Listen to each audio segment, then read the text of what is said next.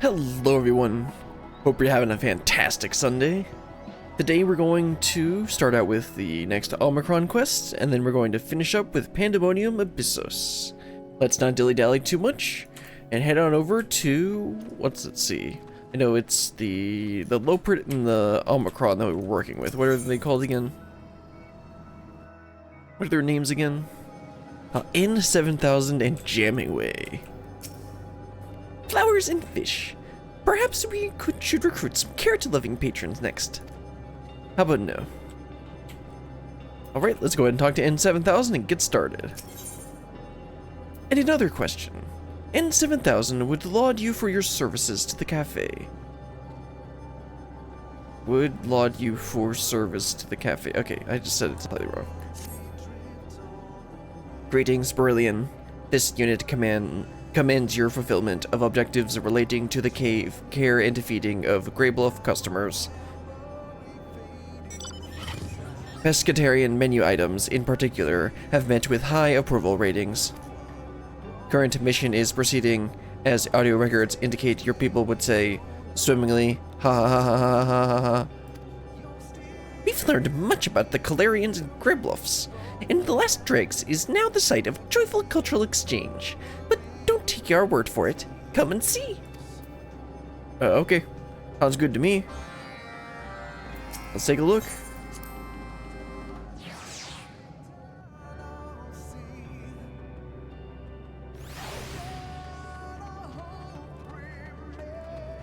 What are those white-robed figures? It's like we see the proud citizen and the Greybluffs here, but who are these people? Oh, they're from the next, okay, yeah, they're from the next dungeon. Or the next section of, the Dead's End.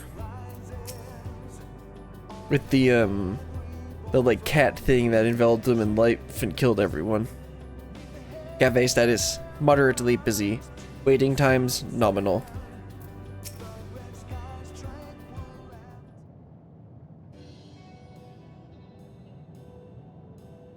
They're seal, like, cat faces or something. We should keep an eye on that one. They've already polished off 3 bowls of soup today. Well-fed Greybluffs provide important mission data. Soup-related sacrifices must be made. Oh, you like making customers happy. Admit it. This unit merely acknowledges customer satisfaction as more conducive to mission objectives than mutual hostility. Speaking of which, Patron 005 and Patron 006 should be closely monitored. Try to change the subject on me, Billy. Wait, who are Patron 00? Who are Patron 5 and 6? Maybe it's the big, very obvious white-robed figures.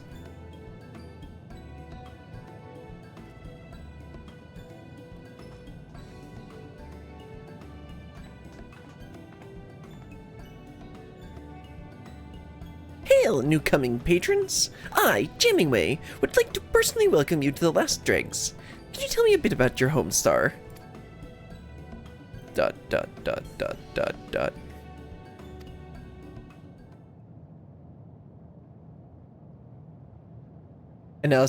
Analyzing metaphysical waveform. Nihilism protocols activated. Beep, beep, beep.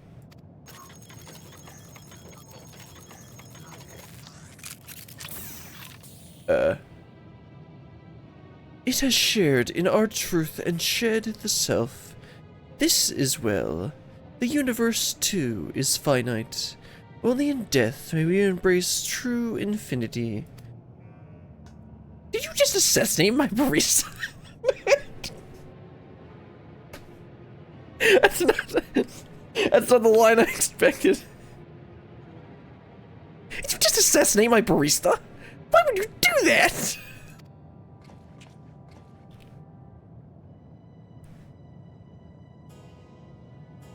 Situational analysis complete.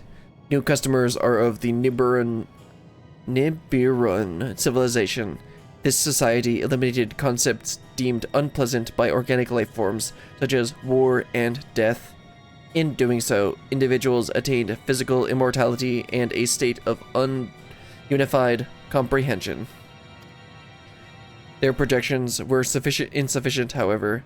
The Nibiron people only realized that the elimination of strife would simply destroy their sources of joy when it was too late. At that point, they jointly decided it would be preferable to return to non-existence. Well, crud. Pardon this unit for a moment. Halting shutdown processes. Troubleshooter initiated. Well, hopefully it's better than the Windows one. Repair features and self-determination algorithm restored. Did you just assess me my voice?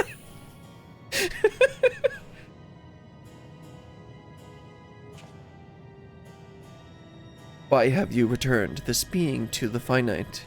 The golden mercy of raw law was so close at hand. Sweet mother! This is terrifying! Cultural exchange be damned! We can't let them near the other patrons! On the contrary, this unit believes this exposure to other civilizations may benefit these customers, and invites them to tour the local simulations of dead worlds. To be certain, the nature of other civilizations is a long-held curiosity of ours.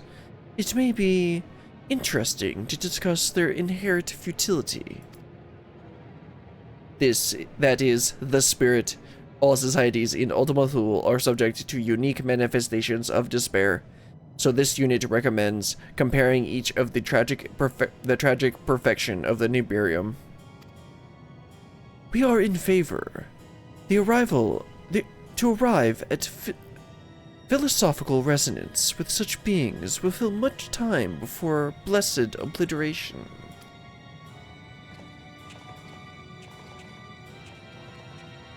Playing the creepy strings in the background.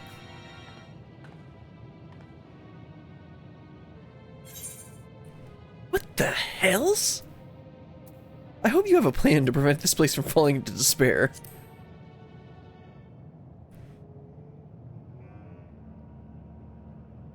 You have already demonstrated to the people of Ultima Thule that despair can be overcome. Projections indicate that, once restored, hope is not so easy to extinguish. That's not what it said. So you think they'll be able to help each other, like you saved M104 just now? I suppose I should be glad they took you up on it. Those Nibiron make my first stand on end. I don't want them anywhere near Elysium.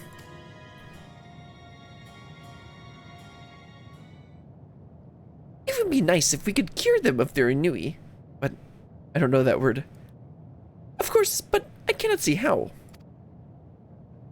The Nibiran are the last dead civilization with sufficient data for replication.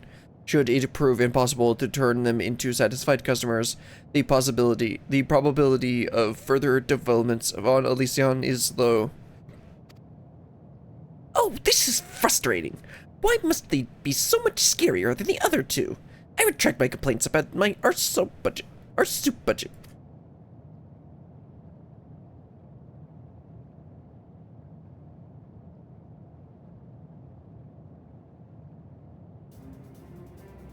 Well, what if we invite patrons from another civilization instead? The Ea, for instance.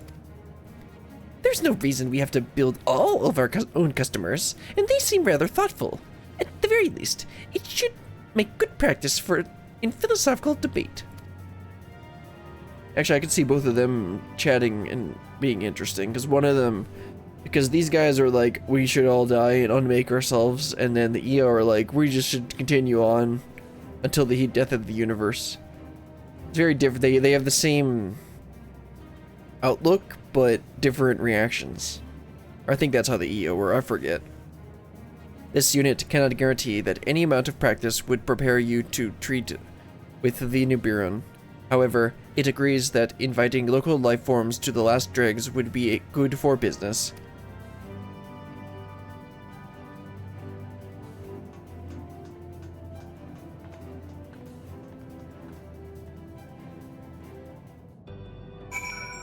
Let's see, where's in 7,000? Oh, okay, all the way at the Ia. Let's teleport over there.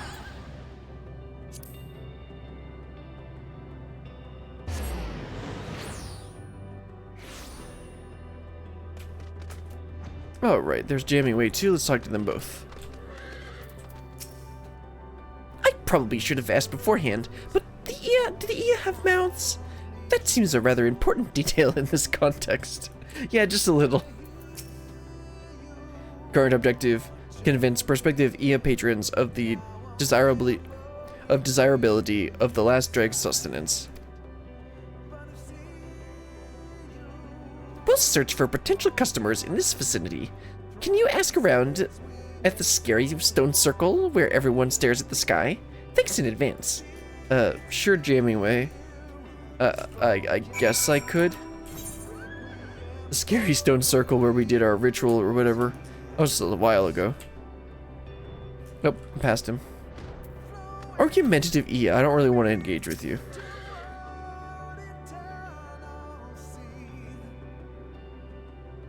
A venue for replenishment and discourse, you say? We once visited similar establishments. They were memorialized today through the existence of our restaurant, where we traditionists gather to restore our ether and vent out our petty miseries upon one another. That's not too far off from what people do now. Your civilization is young, so perhaps you don't yet understand that one such location is more than enough. Even the most transcendent minds can only withstand so much vacuous discourse. Well, that's an understatement. Okay, where's the other one? Sophistic Ia.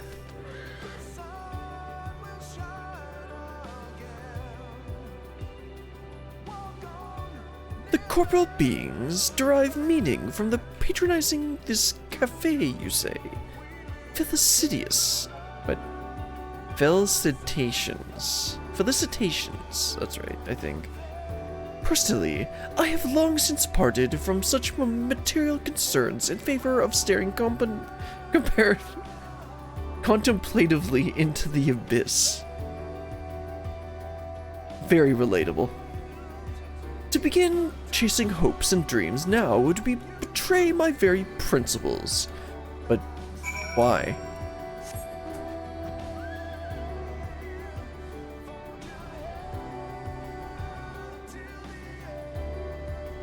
Well, I mean, these guys didn't seem like they really were too into this cafe idea.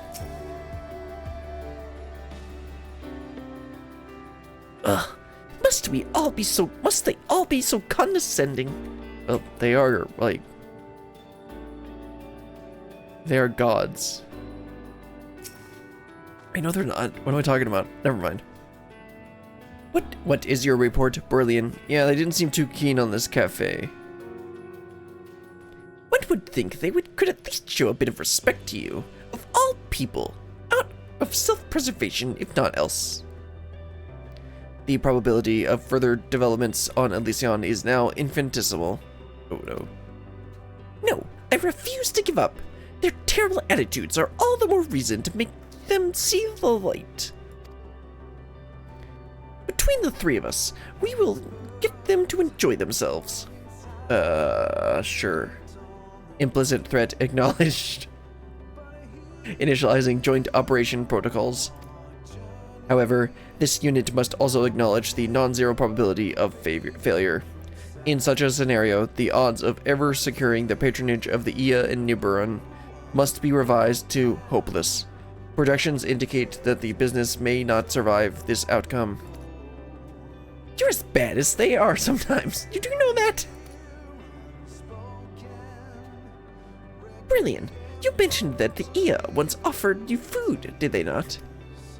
So they don't consider themselves beyond the concept of repast. There must be a way to build on that to make them understand.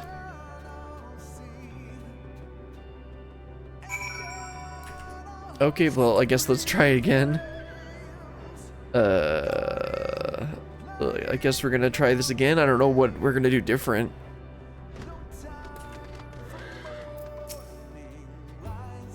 The moment of truth. This unit will attempt to analyze EA thought patterns for vulnerabilities. Yeah, that's not gonna work.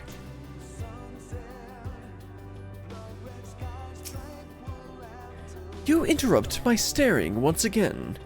Curious. Is this a physical compulsion? No. We're simply seeking to an enlightened opinion. You seem very focused, so surely none would be better suited to answer a few questions. I suppose that would be within the bounds of my principles, and as time is inherently meaningless, you will not cost me what might otherwise have mattered. Pray wait a moment, and I will see if other rationally minded individuals are interested in this diversion.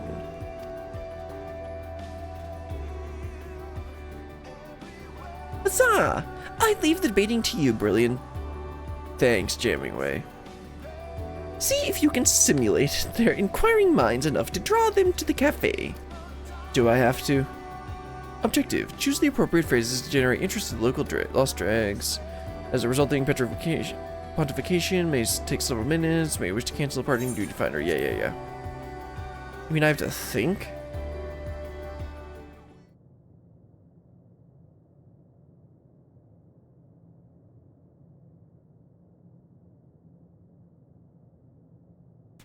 So am I actually gonna have to, like, pick the right conversation options, or is it just gonna be like, no, that's not the right one, no, that's not the right one, oh, okay, that's the right one.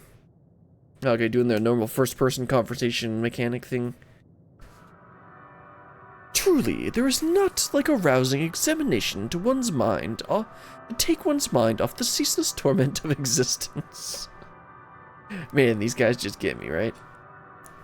Should we start with the 350,173 questions or so, as is customary?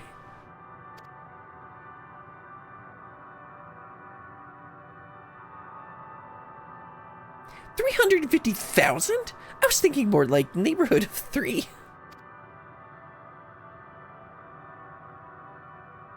I see that in my cognitive agitation, I neglected to account for your base intellects. They really are so condescending. Carry on with your paltry queries, then.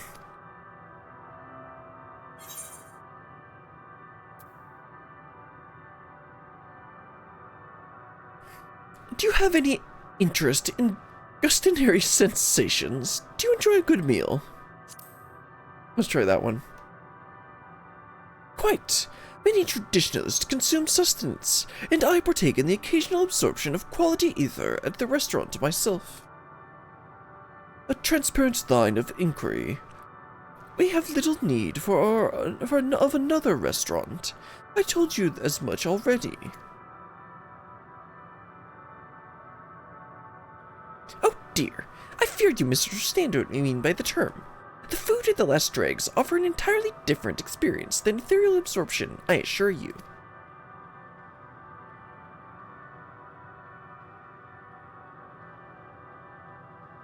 This unit fears the questions may have been excessively simplistic.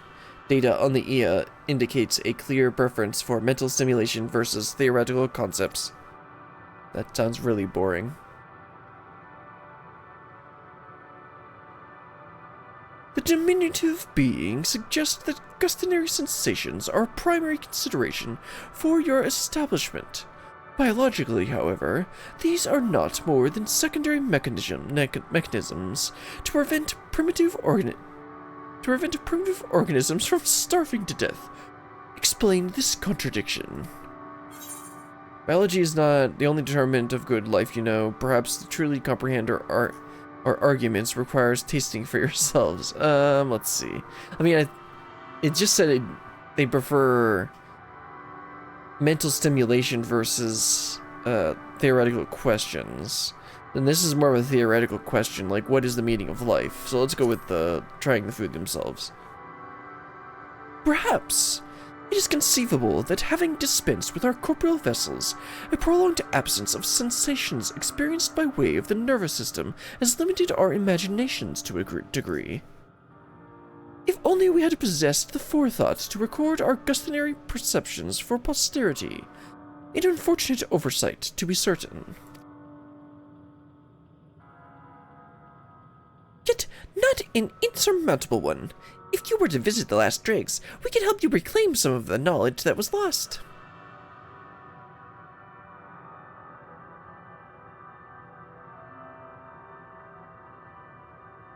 Enticement detected. This unit proposes following this conversational trajectory to its natural terminus.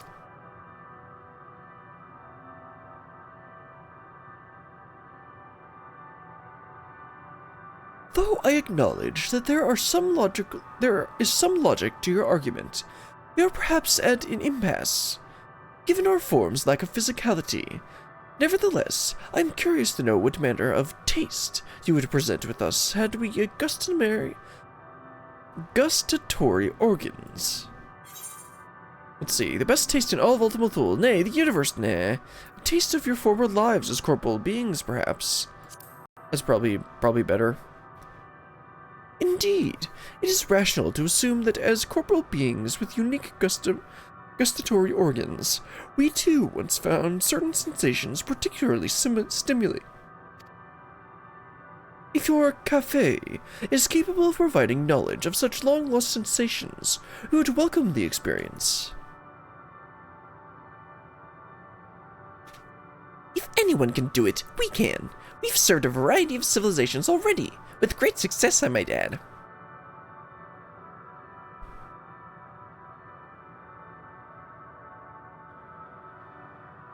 Operational success imminent. Allied units must remain engaged for a critical final phase.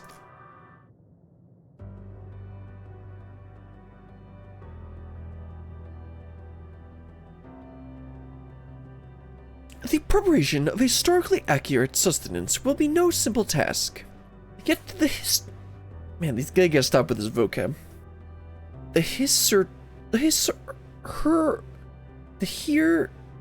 Sute, sure. Being instincts are on accomplishing it. Insists on accomplishing it. Is this compulsion intrinsically or extrinsically motivated? Their deepest, most heartfelt desire to see hope restored to the universe. My journal does suggest that making you happy will make progress my current quest. I'm gonna say that. An increase in customer satisfaction lead to positive changes in the nearby dynamis. How mathematically sound. I see now that it was all your game to you. That is fair enough. Given my own reasons for participation, yet this behavior is quite unlike the primitive organic beings of our records. I grow increasingly uncertain of your ability to fulfill our desires. I wanted to see what would happen. Our wish to recreate the E's favorite flavors is extremely organic, I swear. Primitive even. Yeah, I was pretty sure that was the wrong option. I just wanted to see what it would do. Though the Ea delight in logical argument, acknowledgement of their place as gears in an unfeeling machine of progress has distressed them. Analysis indicates their expectations of allied units have been dampened by this display of cold rationality. I figured it would be too much.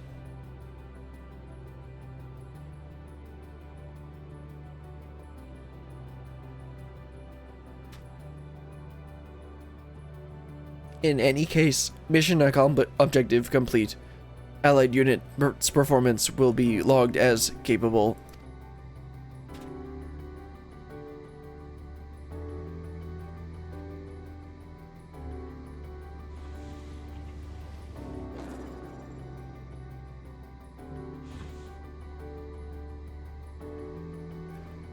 We see that you indeed had few questions. When may we partake in the sensory experiences? Well, first we will need to prepare a full-course gustatory experimentation. Experimentation, you say? That sounds most agreeable. If this unit may suggest it, Brilliant's flesh would make suitable medium. Excuse me? Oh, I quite agree. No one has tasted more tastes than the intrepid Brillian. I think you two are thinking of two different things. Her palate is refined and her bravery unmatched. She will be the perfect candidate to try in all the dishes we prepare. Then you need only scan and transmit the sensory perception data to the EA's conscious. Oh no, so I have to eat a ton of food.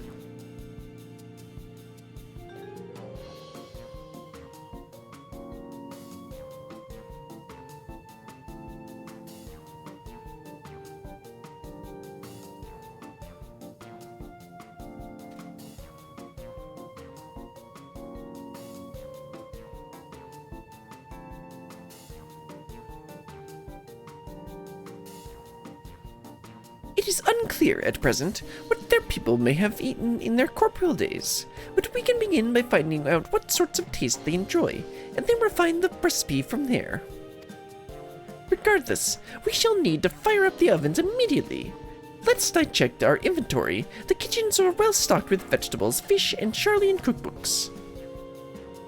The probability that the EA's historical diet was identical to that of the lifeforms of Aetheres is astronomically low. This unit proposes incorporating ingredients from other worlds as well. Scanning a flavorsome category for ingredient data. Of course, we gotta go and gather stuff. This is the Gathering Tribe quest. Also, I just noticed that one of the White Robe people are over there. Bing! Calcite deposits near the ship Ragnarok may contain mineral content suitable for use as an additive. Data indicates that organic life forms love additives. Don't hesitate to taste test in the field. Sure. Except for that poison that I might ingest. Remaining allied units should proceed to the last dregs for recipe analysis. This unit will answer any further customer questions.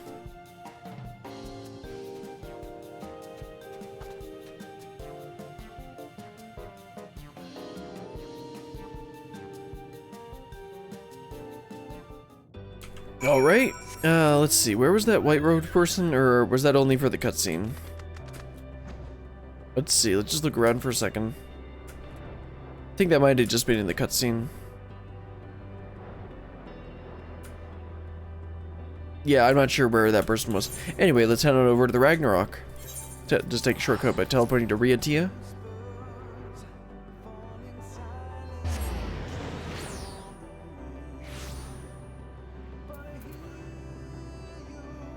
Let's see, this direction. I'll quickly just go ahead and grab 3 of the things and wrap this up.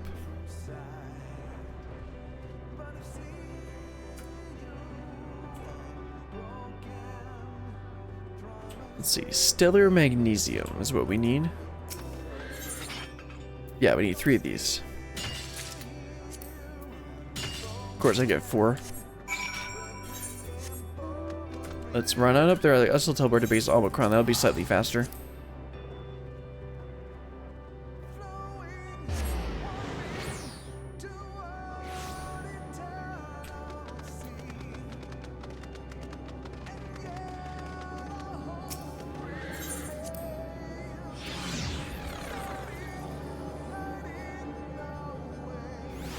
Okay, one more teleporter. Or have them show us to the last dregs.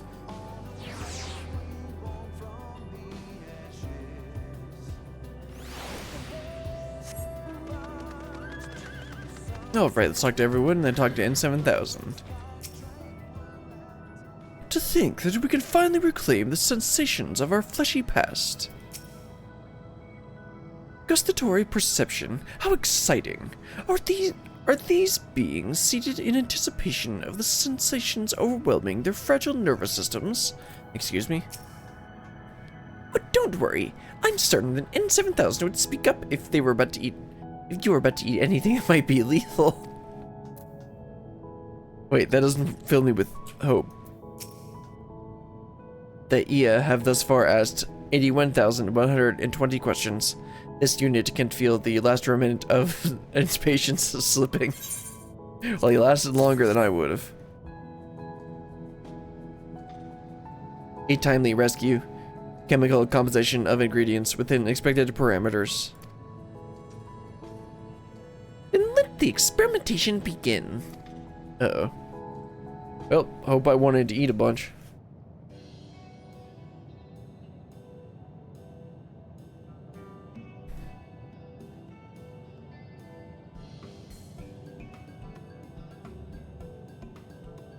just a burger. It just feels so out of place in this, like, fantasy game. Not half bad, if I do say so myself. Dig in, Brilliant. Do I have to eat all that? I mean, the spaghetti looks decent. Burger looks like a burger, and then the fish looks like a fish, I guess. Initializing progressive scan of gustatory inputs.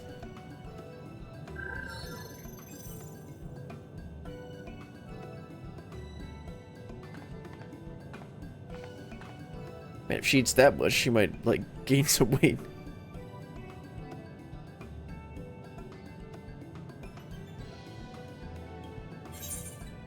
See, the perfectly ordinary pasta, a seemingly innocuous hamburger, a vaguely terrifying fish. Let's go with the spaghetti. The pasta.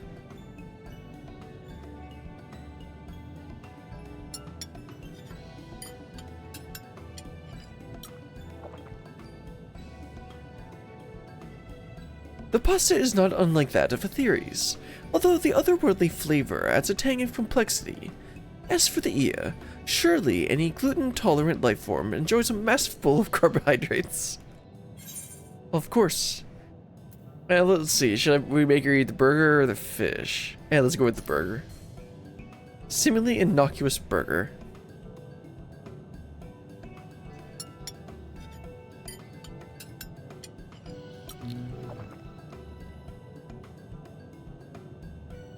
You're struck with a sudden certainty that Janeway either borrowed or stole this recipe from The Last Stand. Although the locally sourced flavorings adds an unexpected spiciness to the medium rare meat inside, your tongue is now tingly. Sure, let's skip the fish.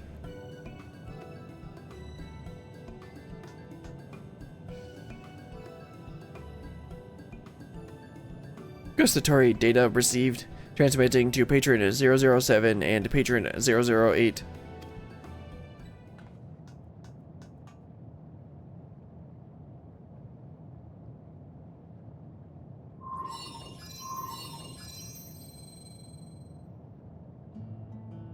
So these are flavors of which you speak. Thank you for helping categorizing each as sweet, salty, sour, bitter, or savory. I fear I am quite overcome by the medley. It is impossible to say whether this sensory assault is identical to what I might have once felt when consuming sustenance, yet it is a useful reference to ruminate upon nevertheless.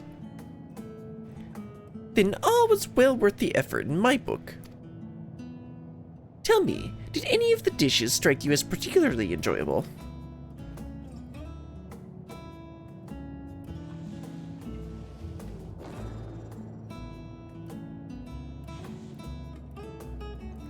The first stimulated me in a most pleasing fashion. How was this flavor derived?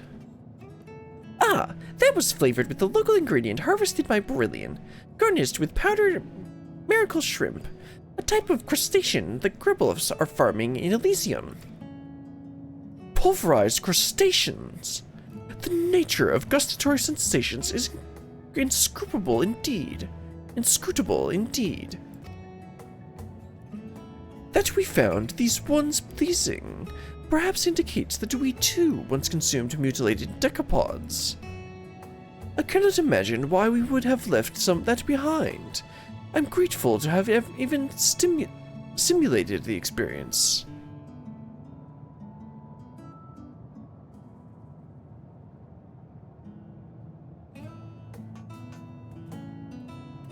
And there we have it. Do you think this will be enough to bring about more changes to Elysium? I don't know. Inconclusive. This unit proposes that allied units ascend to scan for signs of change. Okay, let's do that.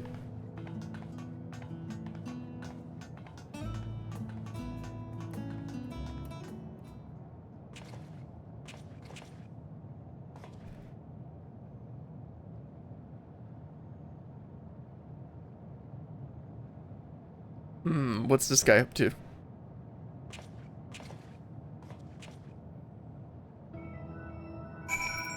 Oh, let's head on over to Elysian.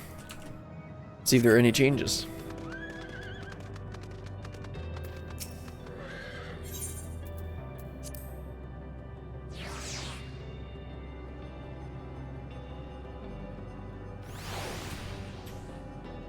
Alright, so I can jam away first, then wrap it up with N7000. I'm quite curious about what changes to the train might come from the ease of motions. As a people, they do tend toward the abstract. Oh yeah, that might be interesting. Stigma 4 confirms that alterations have occurred. Let us proceed with the scan. Okay, let's head on in there.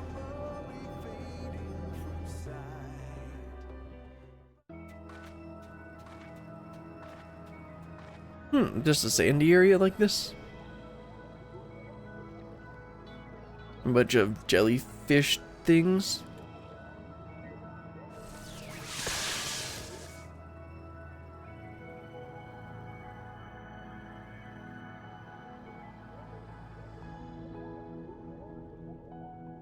These creatures certainly weren't here before, but what are they? They put me in the mind of a theory's jellyfish. No results found in database. Furthermore, these life forms differ from the simulations in Otobathul on a molecular level. You mean a new species has been born? Here? It is so illogical. Elysion's climate is suitable for the growth of complex vegetation, and a significant portion of the surface is occupied by sea. Many life forms have arisen from similar environments. This unit would venture that under these conditions, the Ia's yearning for a corporal past were sufficient in causing Dynamis to coalesce as organic life. That's incredible! New life? He's gonna get shocked or something.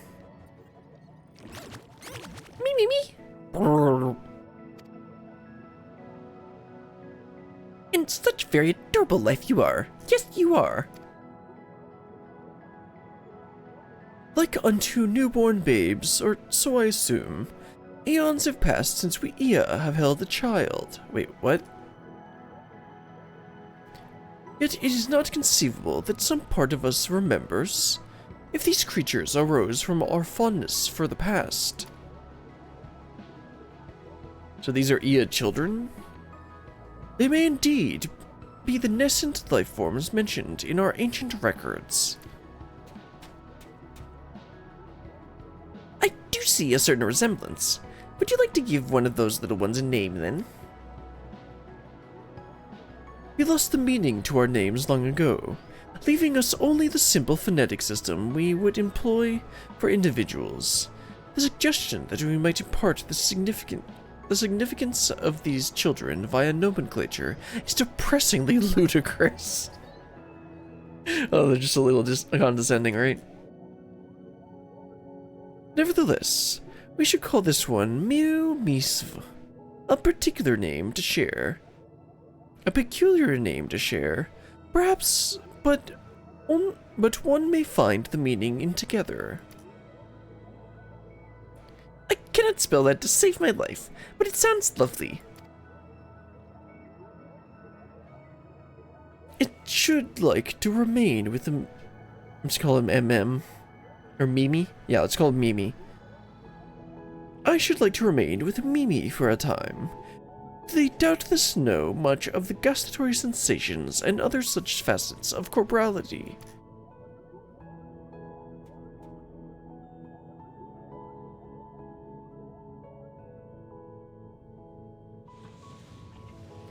In serving as their guardians, we may yet reclaim some of what was lost.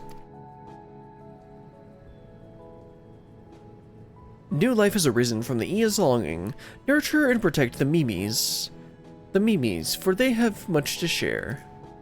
Okay, sounds good to me. There's yet more room in Elysian to grow and change. What other hopes will the rest bring to life? Yeah.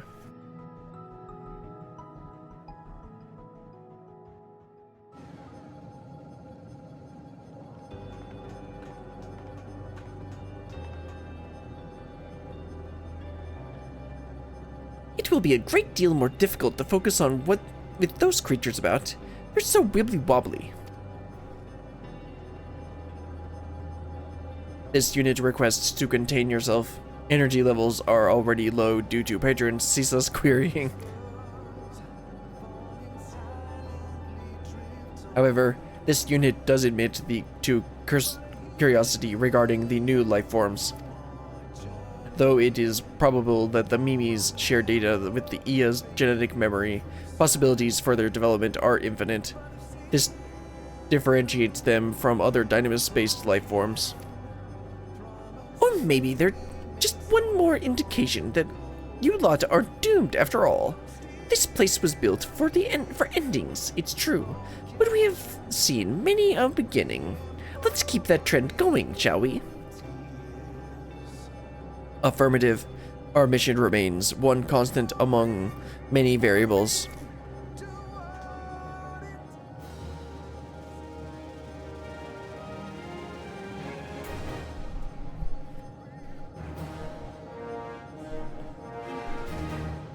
You have achieved respected reputation with the staff and patrons of the Last Dregs.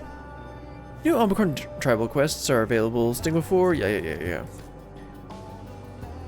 Let's go ahead and see what we unlocked. Mr. Vending Unit. Oops, that's not the right one. Okay, well, we got the card. Oh, okay, we got the minion now. Go ahead and collect that. Throw this away, I don't need it. And that wraps up the Omicron Quest that we were going to do today. Go ahead and update the stream text, and then I'll head on over to Pandæmonium.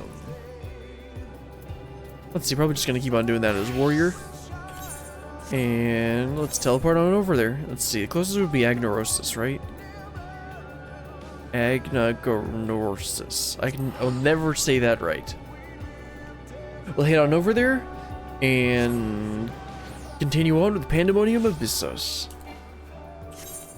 So yeah, the closest up there. I think I might take a quick break before we get started on it. And then we'll just go through and finish up the last two fights that we need to do.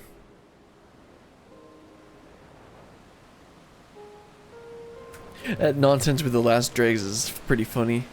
It's like with the Lopert and the Omicrons being like so different. The Omicrons being like the emotionless robots, and the Loperts are being the energetic little bunnies. Having them being a foil for each other, just like can't stand each other. And yet they're still working together.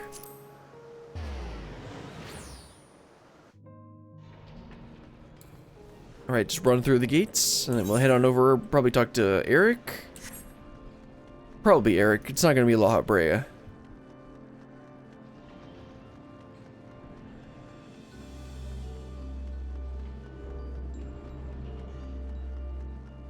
Yep, there they are. Now then, like I said, we're going to go and take a quick break, even though it's a little bit early.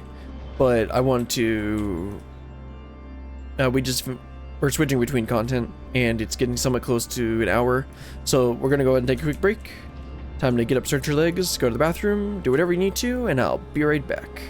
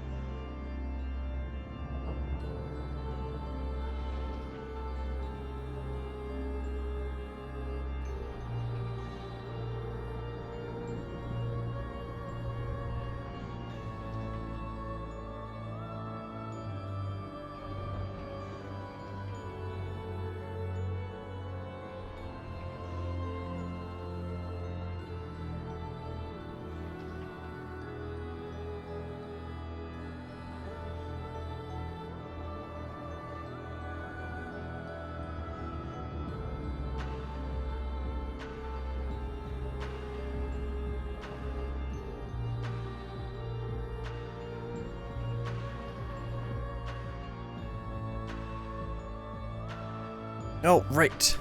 Let's get back to it. Go ahead and talk to Eric and continue on with the next quest in Pandæmonium Abyssos. I don't remember if we talked to La Habrea or Themis last time, so let's go ahead and start with them.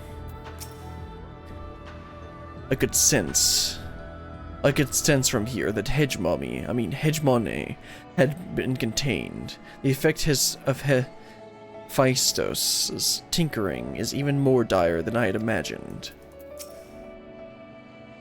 As is to be expected, Eric appears to be quite pleased with our victory. Yeah, I believe we talked to them yeah. I talked to them before I talked to Eric, and then that's the same thing that they said before. Anyway, let's go and talk to Eric and continue on. Here, hold on.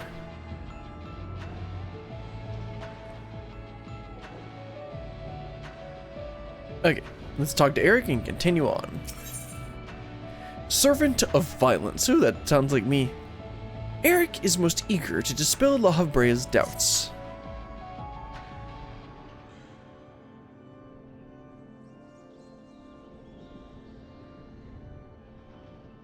Our plan was a success, although I hardly need to tell you that.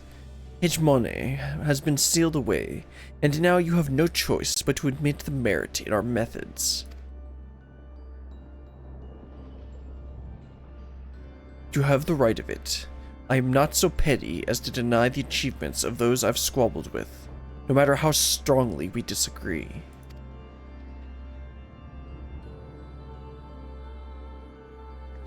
Moreover, this being, ether as thin as retreating mist, unable to wield creation magics, yet powerful enough to subdue him, a Hemitheos, has made this ordeal far more interesting.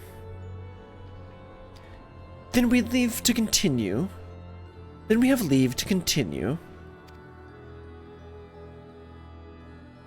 As for that, there's one among you whose very presence puts the others at risk, who would best proceed without him, for failing would have consequences that reach far beyond Pandæmonium. I suspect he means either him or Eric. And of whom do you speak? Probably him, or La Habrea. A warder who cannot even conduct his duty without— oh right, he's talking about— yeah, he is going to be talking about Eric. A warder who cannot even conduct his duty without aid. In this place, hope alone is not enough to overcome what awaits you. A single misstep will send all to their doom.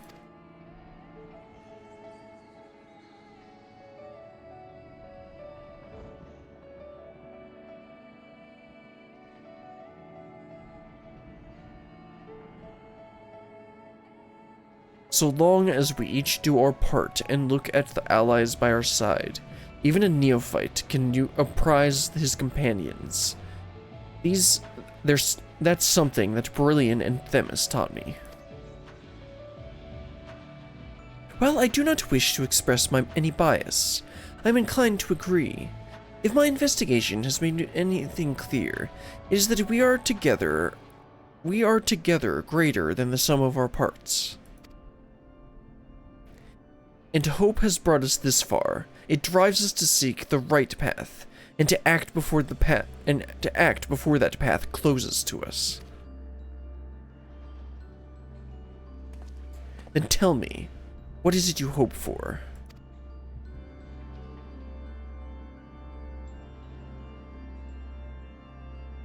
To see Hephaestus in chains. That's the surest way to prevent further sacrifices. I'm aware that destroying Pandæmonium would rid us of him, but the cost is far too great. And I admit, I wish to know more about how he means to resurrect Athena.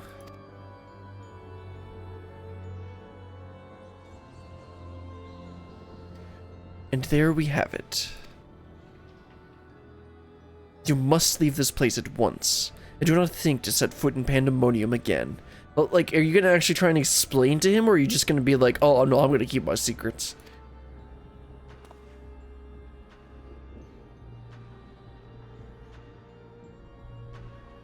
You are capable, that much is plain.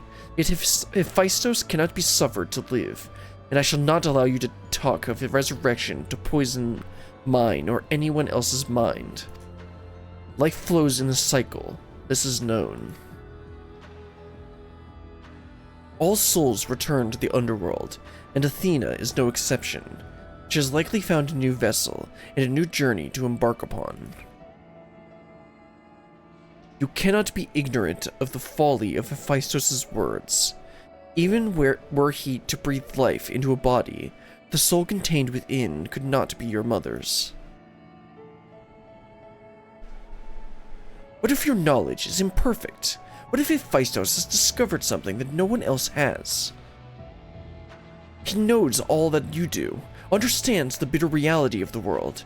He wouldn't pursue the impossible. Think, Eric. I have already explained that he is merely my twisted reflection. Is it worth bringing back your mother if it means others are used and discarded like tools? You're the one to talk, La Habrea. Is it worth it to see her once more? Now you measure the worth of your colleagues' lives. Yeah, that's what I just said. What was that foolish braying about saving them? Merely performance to hide your childish oh wait, wrong person. I thought this was Eric talking. Now you measure the worth of your colleagues' lives? What was the foolish braying about saving them? Merely a performance to hide your childish devotion to your mother? Please, such barbs will get us nowhere. We should first discuss. You call me a fool? You who murdered your wife in service of your ambition? For the sake of the star, no doubt. I can hear it again. That voice inside my head.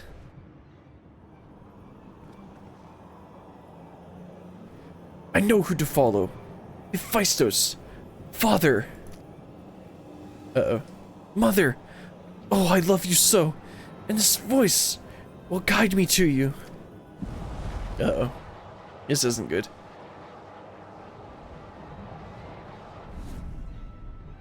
No. Listen not. Listen not, Eric. Apologies. You taught me that calm heart stays the course, but I can never grasp the rudder. Uh-oh. Come on, Eric, really?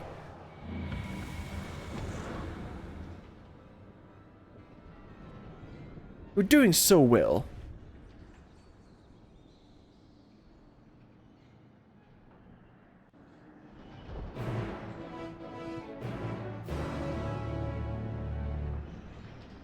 Well, this isn't good. This was Hephaestus' work. There can be no doubt.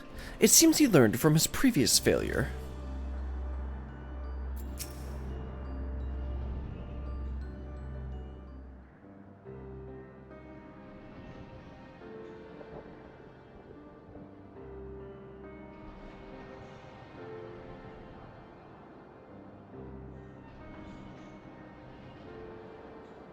Hephaestus is cunning despite his warped mind.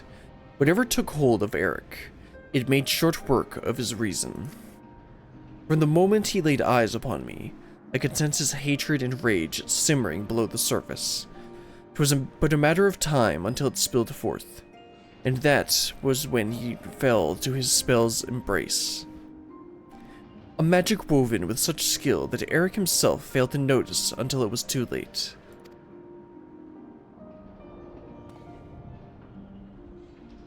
If this is the measure of Hephaestus' power, then the other keywords had little chance to resist it. We saw his work during our encounter with Hesperos. Doubtless Hephaestus' magics fed his admiration and envy until there was room for naught else in his heart. And there was something else besides. Did you not feel the presence of another?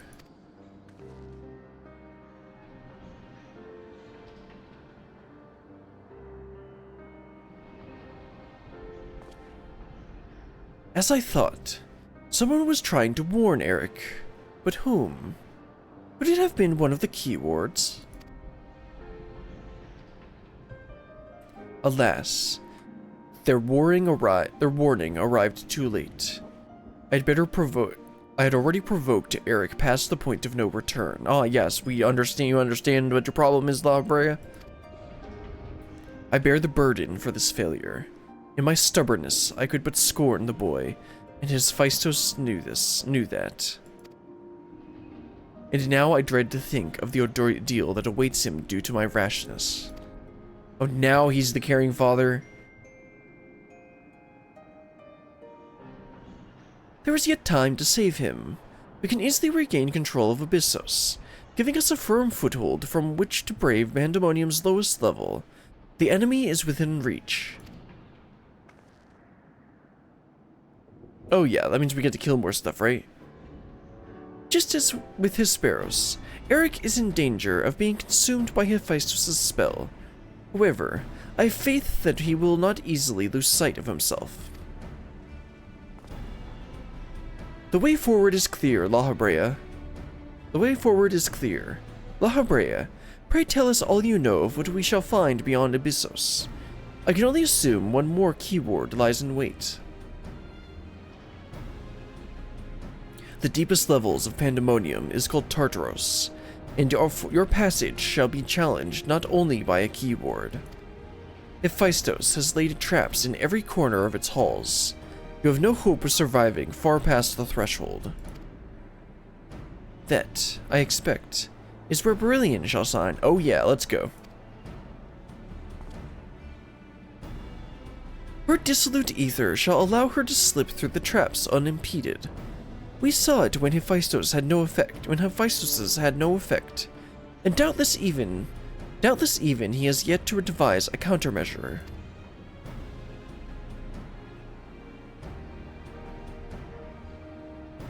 Then time is of the essence. Hephaestus is already well aware that you can match a keyword in battle. He will not stand idle while you stroll past his other defenses at your leisure. Agreed. However, clarity will be indispensable to our success, and I'm afraid I must insist upon it ere we depart.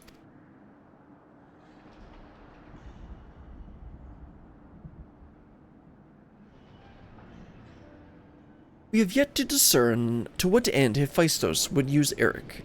If you know, I would ask that you enlighten us. And then there is the matter of Athena. Why do you so fiercely rebuke Eric's feelings for his mother? While I understand the very thought of resurrecting the dead is anathema, you act as if grief over her passing should be equally so. How are we to grapple with what plagues our friend and drives our foe, if you refuse to acknowledge it? That's what I was saying. Like, please actually, like, explain this so that we don't just go around in the dark. Because right now you just seem like an idiot. I do acknowledge it. I wish only to spare those that feel it still a greater pain. Did you mean to protect Eric with your silence? Yeah, really, that's what I was thinking. So instead of being honest, you bicker like a child? Even better. And so you drove your own son over the edge? Let's see. Which one is best? I mean, I wanna completely rail into him because he's being an idiot here. Yeah, let's just, you're going full on being an idiot, bro.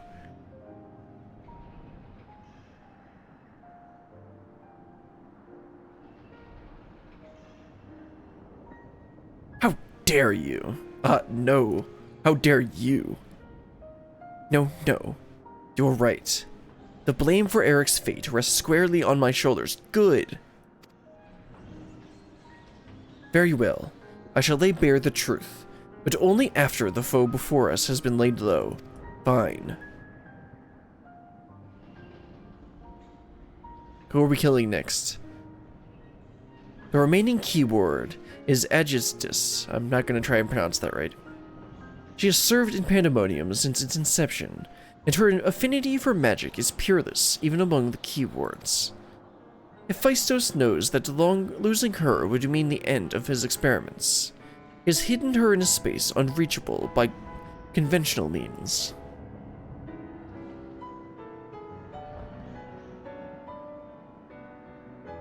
but your presence makes mockery of such barriers. Oh yeah, at least he knows he knows what I'm capable of now. The scarcity of your ether means it would be trivial to send you directly to Abyssos. Okay, let's go. We shall approach as closely as caution will allow. We know where the battle will commence, so I do not anticipate difficulty in detecting your presence. From afar, I shall do my best to provide you with ground on which to fight, and phantom allies to aid you. As for the internment, I have yet to think of a foolproof method. I mean, La Habrea can go do it. Right? Internment shall not be necessary. Why? From here, I can sense Abyssos' essence, but it is scarcely recognizable. Hephaestus was more ambitious with her than he was with Hegemone. She has been transfigured such that barely a scantling of herself remains. Well, that's not good. We can but take comfort that a mercy the underworld will be to her. Okay, so I just gotta kill her.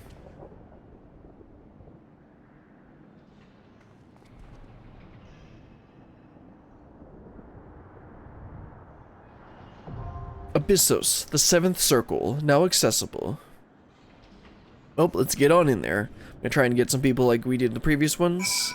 Actually, first let me go and talk to Themis and La Habrea. I shall establish control of Abyssos while keeping an eye on your battle. When the dust has settled, Hephaestus will have nowhere left to flee. I sense that Hephaestus has come close to perfecting his image of Prometheus, which means his research is in its final stage. Okay, let's see if I can get anyone for P7N, right? That's what we're doing? Yes, P7N.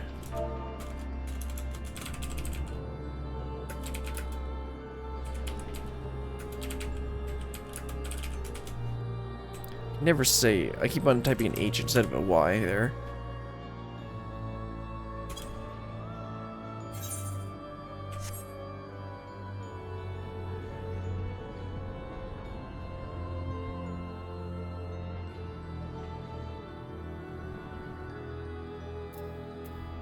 Okay, let's get this person.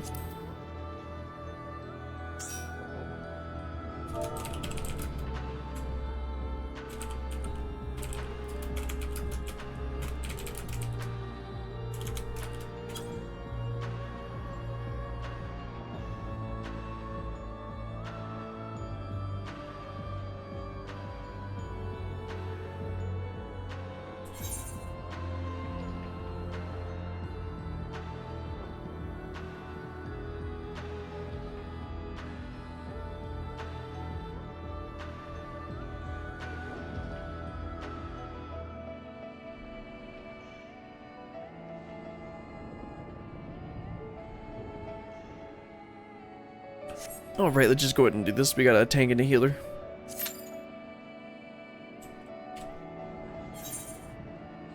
Hopefully this shouldn't take that long.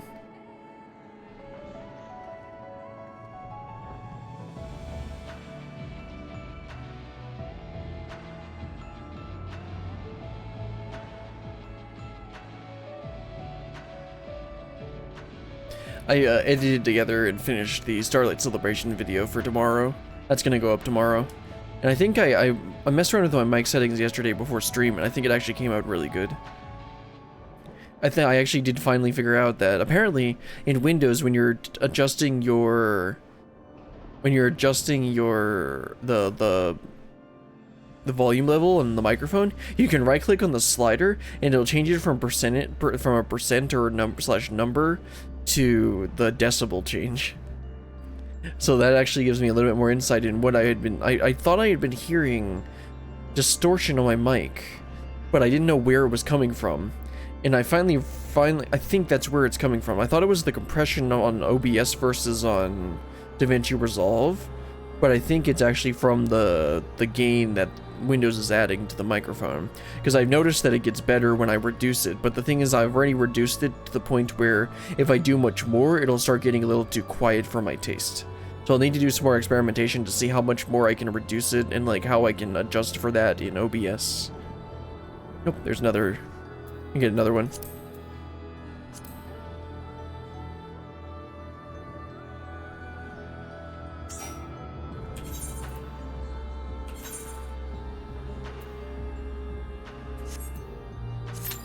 Alright, one tank, one healer, and one DPS. So we already got 2 tanks. Or did she switch to a tank? Yeah, she did.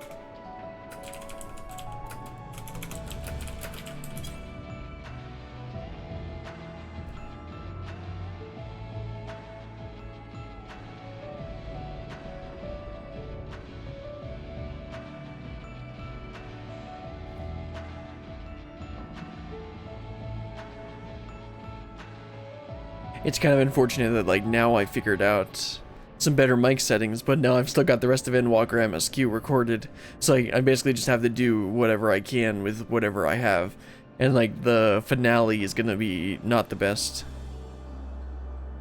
The finale audio quality is not gonna be the best, because, like, when I add the compression on in DaVinci Resolve, it kind of makes the distortion worse. So, like, I have to remember that, like, okay, this is from the original recording. So I can't do anything about that.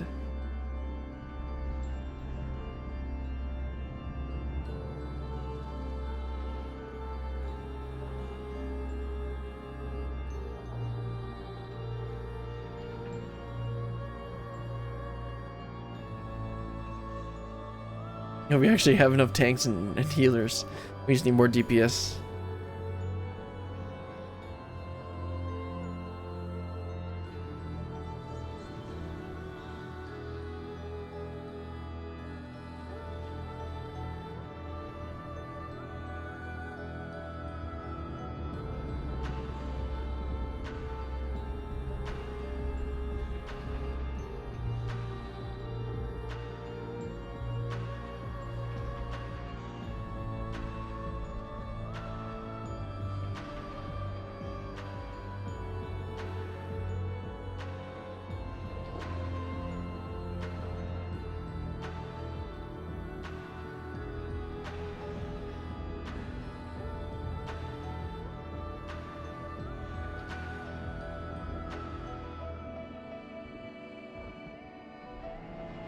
Once we're done with Abyssos here, we'll actually be done with all of the 6.2 content that I wanted to do on stream.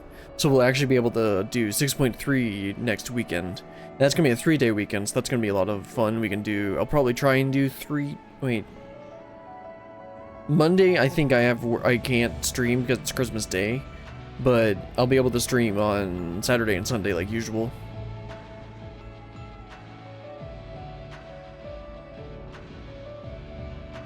And we'll probably just go ahead and do 6.3 on those days.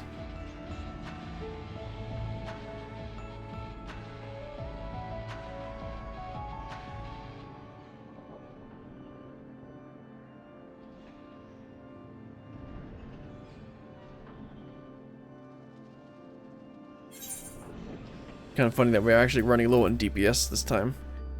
Normally it's like healers and tanks, which is why I tank.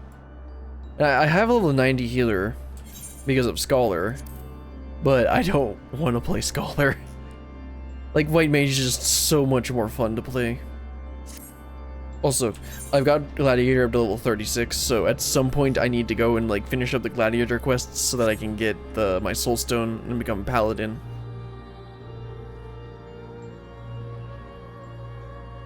So far I haven't hit a leveling roulette where I'm above level 30. So I'm not griefing, but I do need to actually do that at some point in the future. Probably not next weekend, but We'll see. Actually, there's a good chance that my boss will tell me to go home early on Friday. So maybe I'll do a stream on Friday? I don't know. If I have time, then I'll go ahead and do that so we can get those gladiator quests done.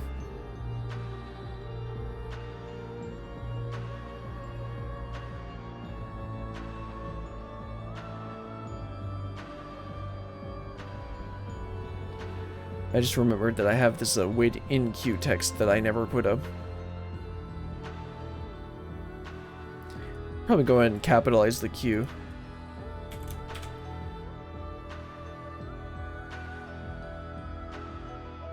Probably pretty big. Yeah, it looks fine.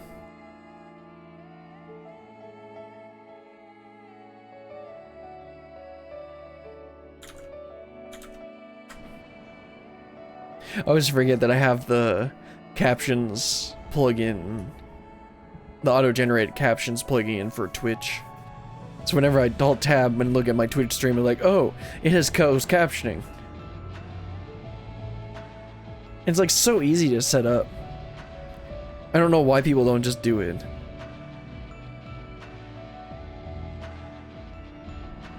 I mean, the subtitles aren't the best, and they're wrong somewhat often, but it's still better than nothing.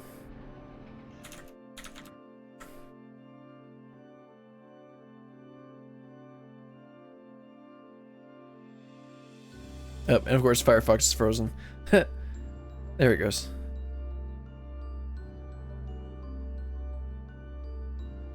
Let's see, which Omicron Quest did we do today? We did... and another question, yeah. So we've actually still got 3 more quests to do for that. And then for Pandæmonium, we have 3 more quests... or Abyssos, we have 3 more quests to do for that. For this leg.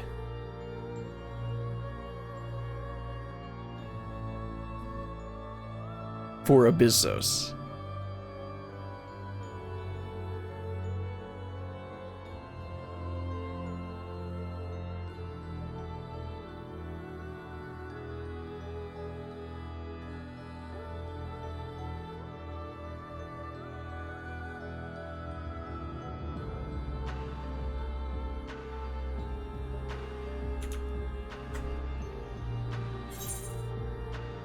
I used some of the Abyssos gear that we got from the last time to upgrade some of my physical range DPS gear, because I was still using several of the level 89 relic gear that you get at the end of Endwalker.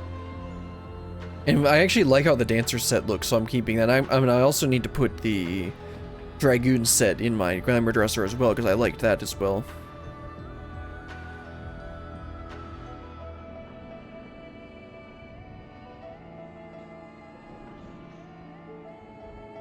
The samurai set looked okay, if I recall.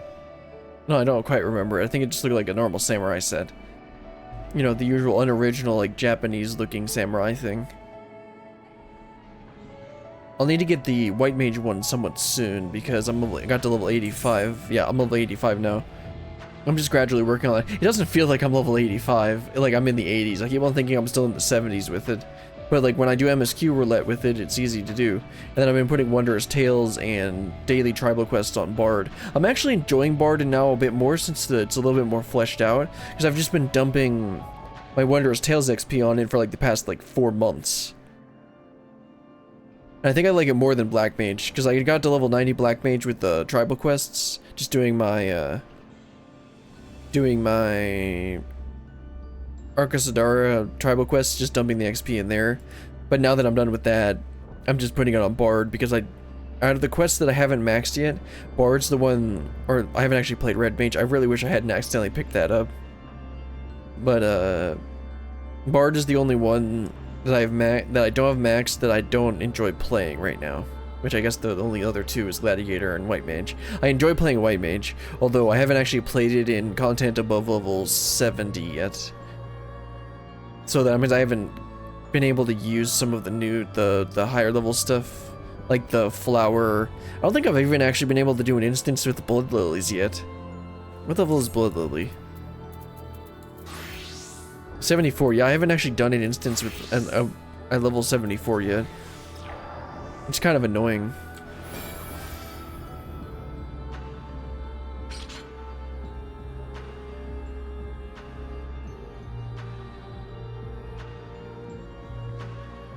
Although most of the time when I queue up for healer, I forget that I'm queued as a healer. So I get into the fight, and then like they're losing HP, and I'm like, oh wait, I need to heal. And then I end up being like behind for the rest of the instance.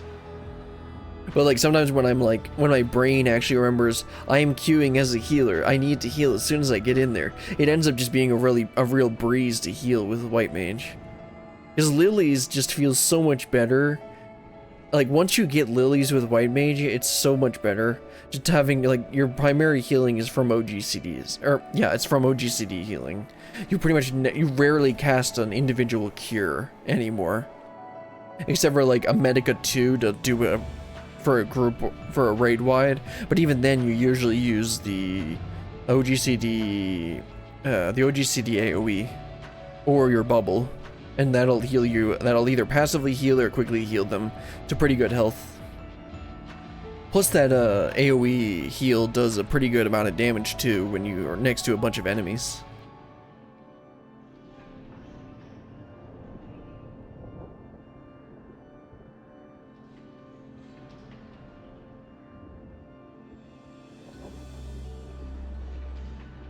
Maybe I should ask if I can get anyone else in here.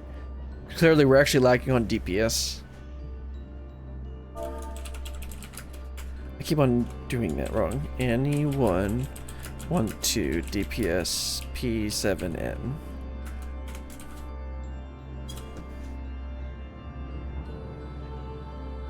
Because we're actually lacking on DPS.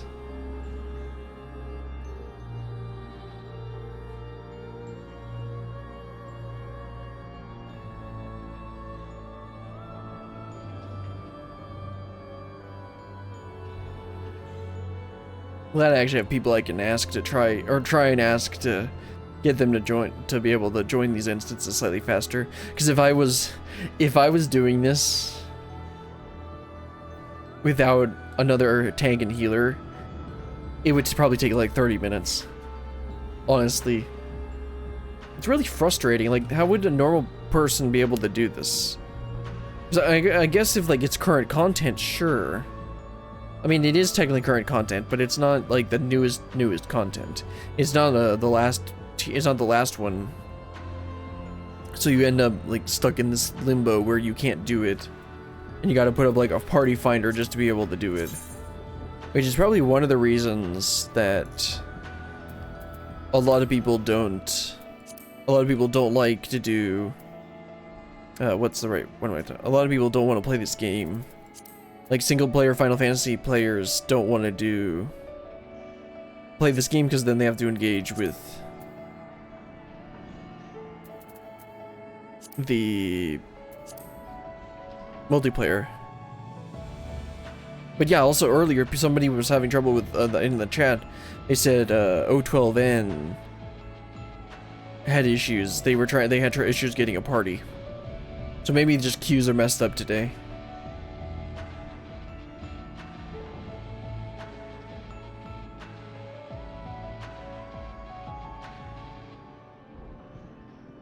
We got 2 tanks and a healer.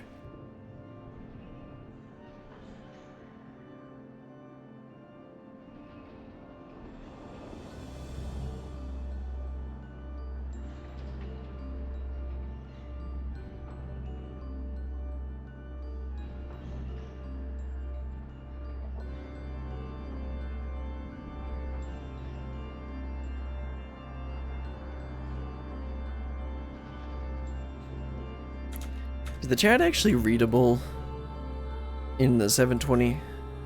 It's readable, but it's a little bit blurry.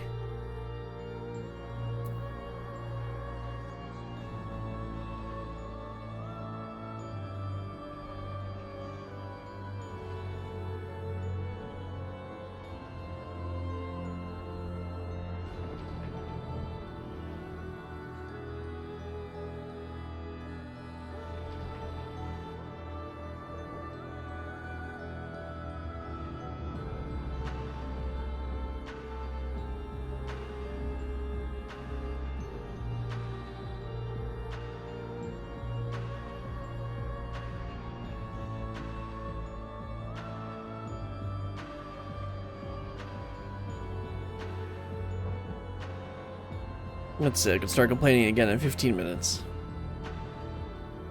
Oh, we got 2 healers, 2 tanks, and we're missing DPS? What?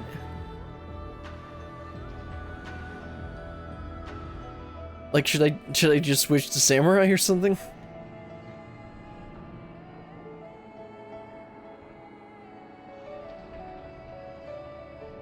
Like, is this a fight that tanks like or something? I think this is gonna be the one that I've seen with the 3 platforms and the light bridges. I think this one also plays Scream. This is the one with the big tree.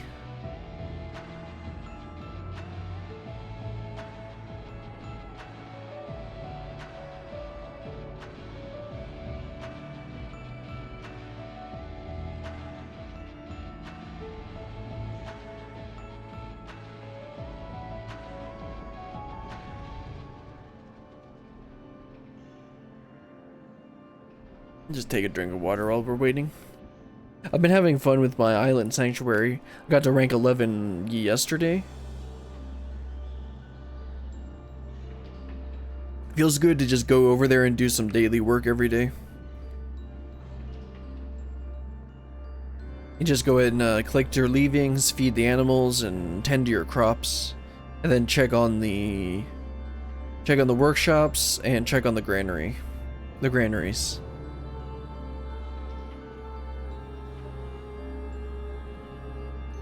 Is there achievements for collecting the leavings and collecting stuff from your... let's see, what are all of them?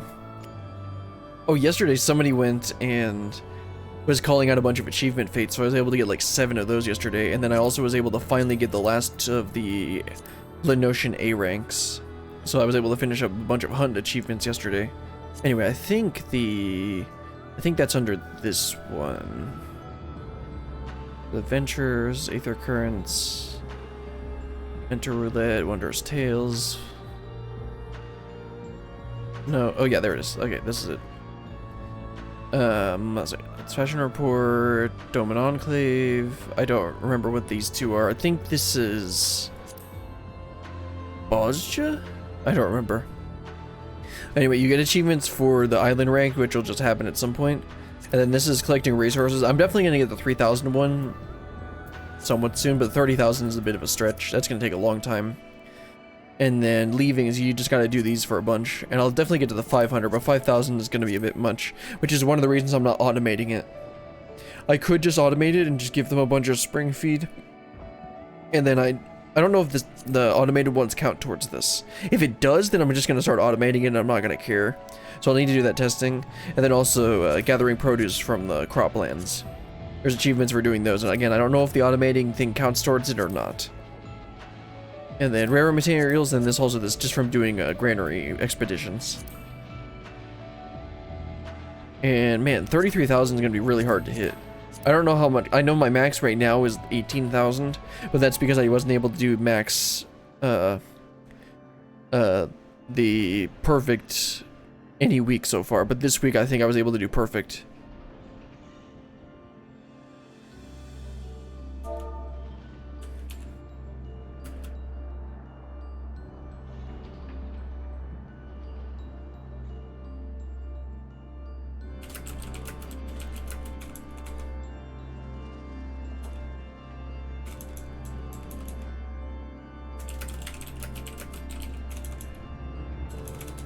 Let's see, we are missing DPS, but is hard to get. Maybe one of us should switch off tank.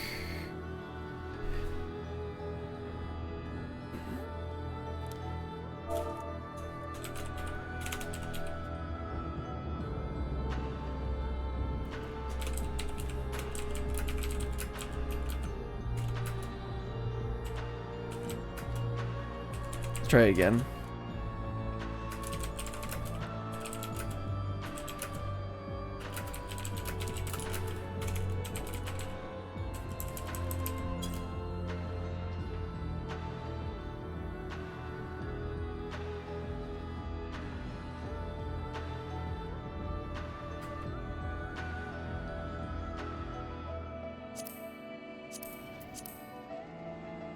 Man, this is insane.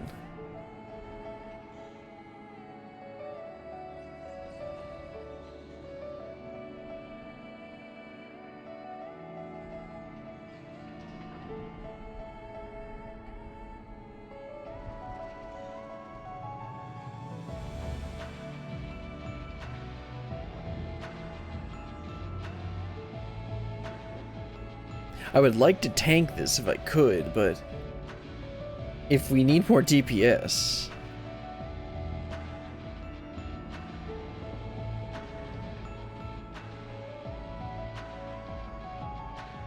Okay, there we go. Let's get 1 DPS here.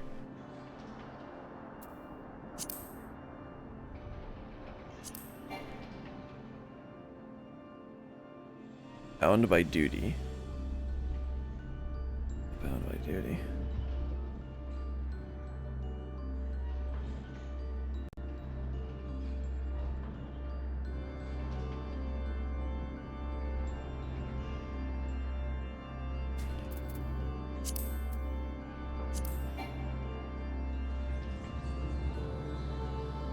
I guess I gotta. I don't want to do this, but let's do it. Yeah, let's do it. I gotta get out of the queue anyway to invite them. There we go. Oh, okay. They were cross world. Okay. Okay, now we got 2 DPS. We got 2 tanks and a healer and 1 DPS.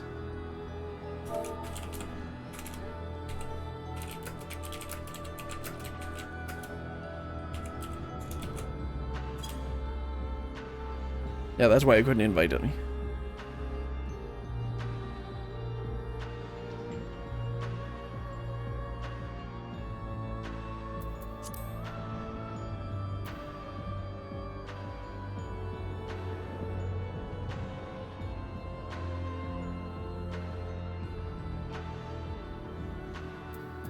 Okay, let's just go ahead and get in queue again.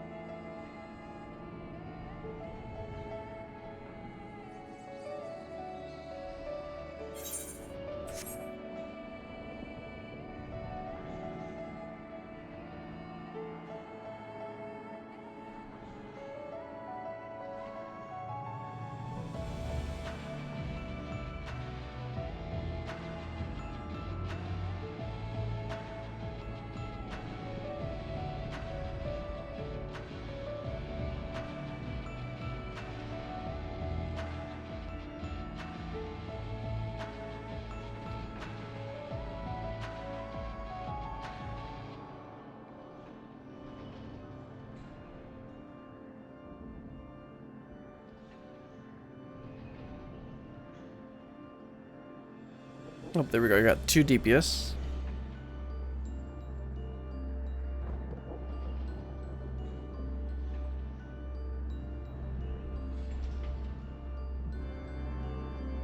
I remember back in when I was playing Rift in free-to-play.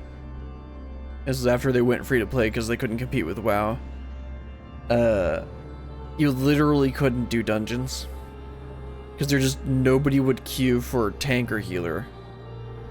At least at the lower level ones, so you had to like, you just couldn't do dungeons. So you could still do rifts, which was actually a lot of fun, but you couldn't actually do like dungeons and stuff. Remember, I did have fun playing that, but then I felt like after a while, it was like I'm making such little progress in this game, like leveling up, because I was just going around doing quests and areas and leveling up. But I just felt like I was making no progress in it, and it just wasn't fun. Because like I wanted to play WoW, but my mom wouldn't pay for no subscription.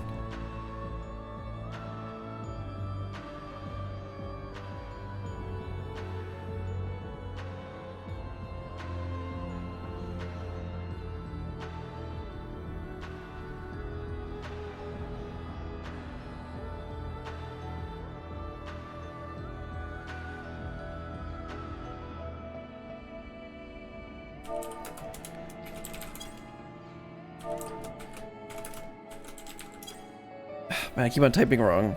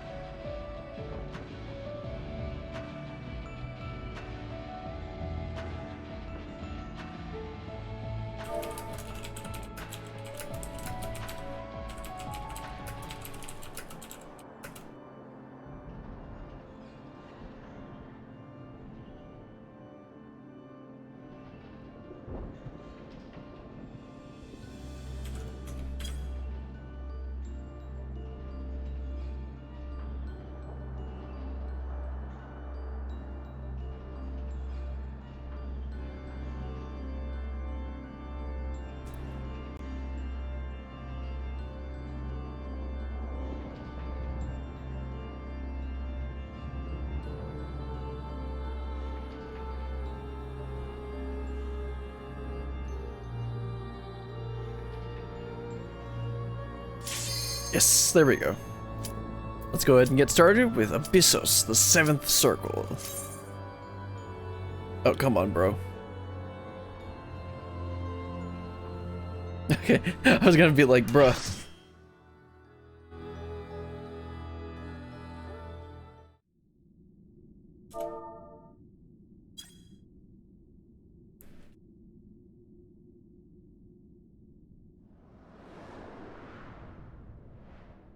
Oh yeah, this is gonna be the tree one. Yeah, this is, I've seen this one before.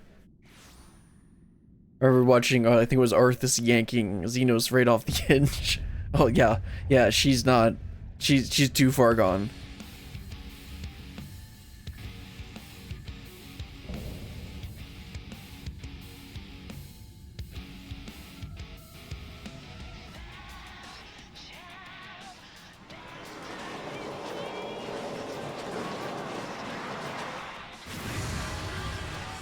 Yeah, I can see what La Habrea meant.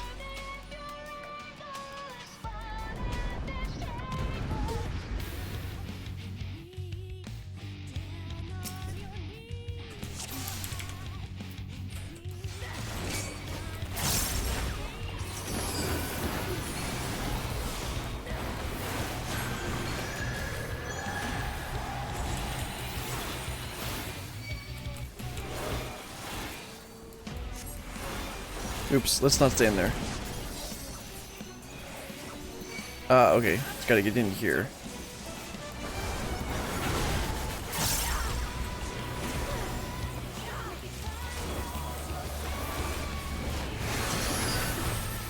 Spread. You get in.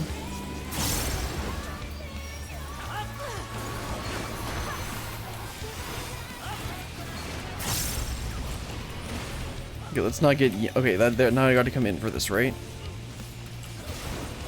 Yes.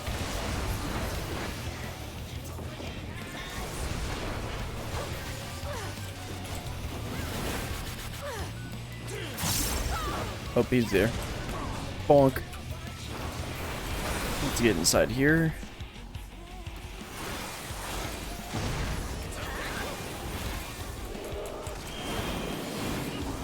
Let's see, do we need to be inside? Yes, we do.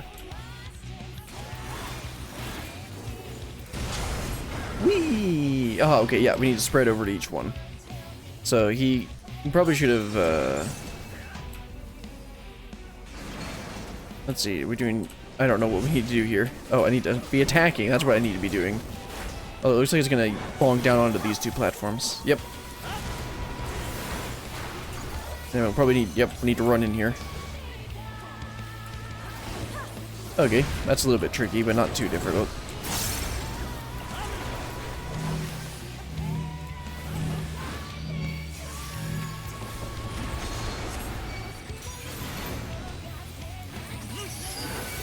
The spark of life, what's that gonna be? Oh, just a raid wide, okay. Forbidden fruit.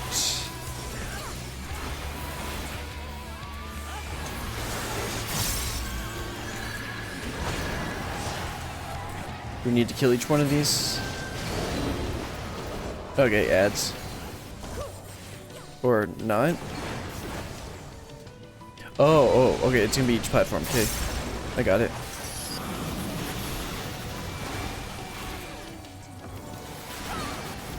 Okay, then it's gonna be a, forget what those are called.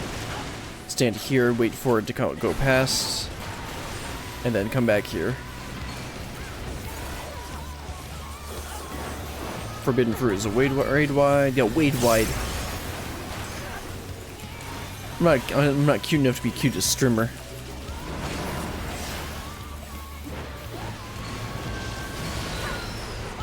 Okay, is this gonna be ads? Okay, that's going that way. That's going that way. Yeah. Okay, that's. Did I avoid it? Nope.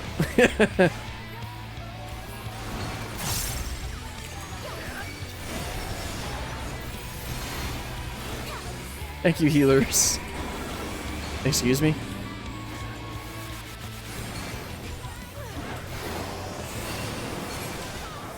Okay, I just wanted to... shake it off just in case. Okay, we got some more of these. Let's move to the side so we don't get hit by these, and then we'll sneak around to go past this one.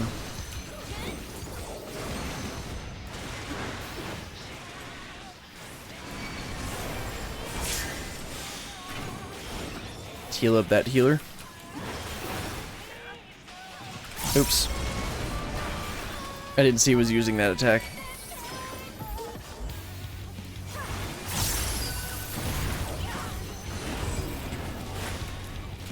It was a bit trickier than the other fight. Forbidden Fruit was a raid one, right? Oh no, it's this thing. Yeah.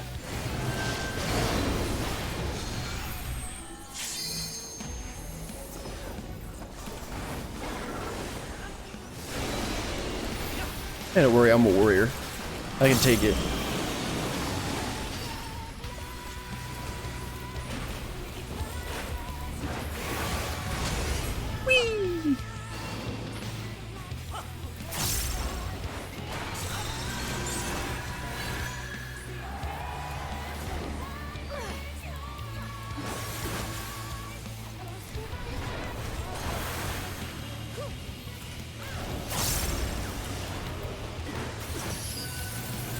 But this one doesn't have a fruit. Let's see. Atlas, okay, I need to run over here.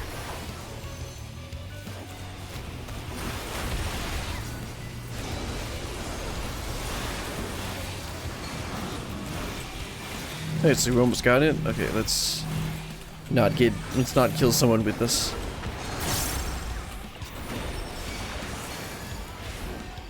Forbidden Fruit. Okay, we almost got this. It'd be nice to the DPS with LB though. There we go. And too late though. That was a lot trickier.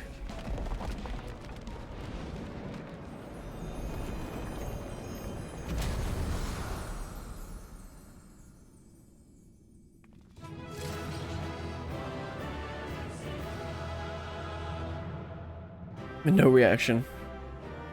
Unhappy or sad, just being. So yeah, I want to get all these. I'll be able to upgrade some more of my gear.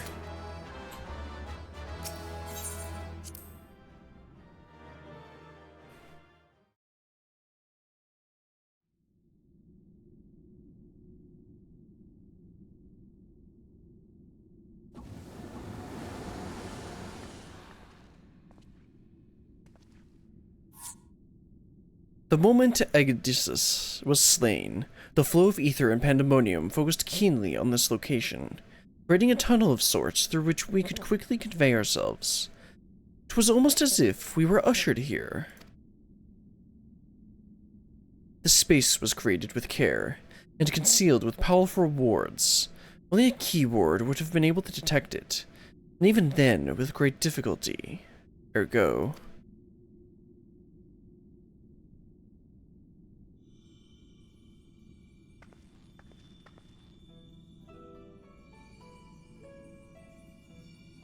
If only I could restore Tartaros to order, but I'm afraid that this is the most I can manage with such powers as remains to me.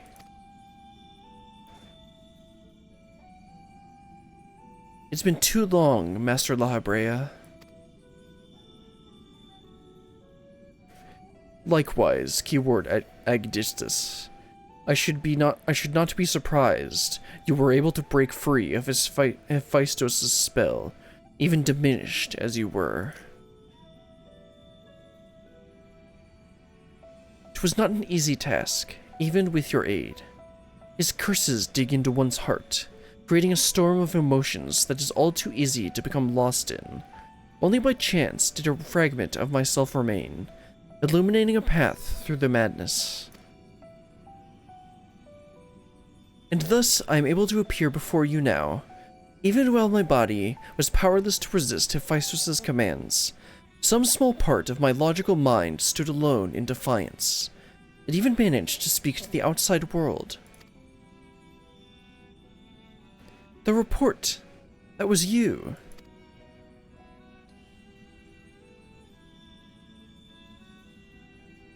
Doubtless you recognize my voice from the many times I've called out to you. The hope that those pleas would not fall on deaf ears was all that kept me from succumbing to hopelessness.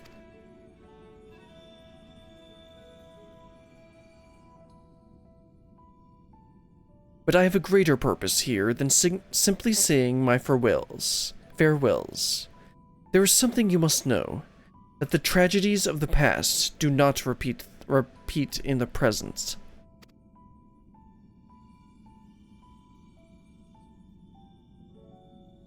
Forgive me for what I am about to do, Master La Habrea, but the story must be told. 'Tis the only way to understand Hephaestus' fixation on Eric.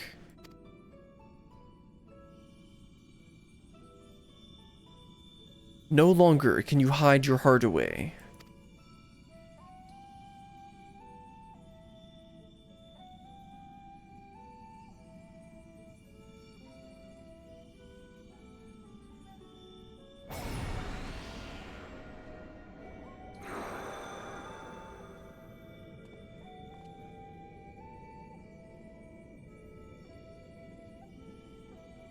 Hephaestus? No. The mask marks him as La Habrea. Master La Habrea had brought an end to Lady Athena's life, and sealed away a part of his memories and emotions with Hephaestus. These are my recollections of the moments following. And you truly have no intention of revealing the truth to Eric? My lesser half is now buried where none can find it. We would be wise to do the same with our memory of this day. Blood should not sway the spirit so, but Athena's teachings have warped the boy. I fear he would see our star burn to keep his mother safe. Eric believes that he feels love, but he is shackled by dependence. He could not bear the truth.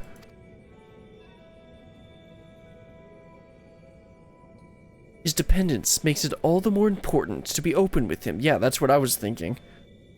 He will seek answers about his mother's loss, which shall inevitably lead him to you.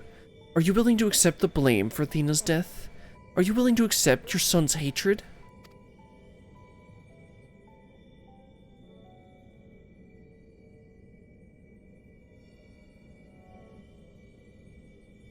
If that is what comes to pass, then so be it.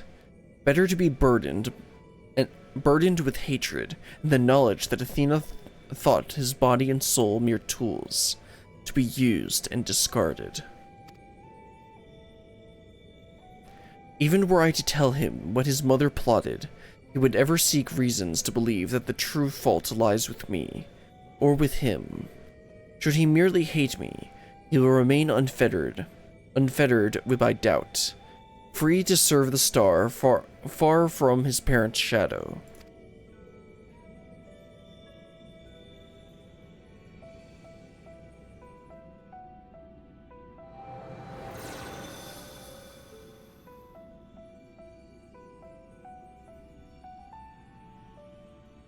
Eric loved his mother more than life itself, and yet, what a dreadful truth you've borne all this time.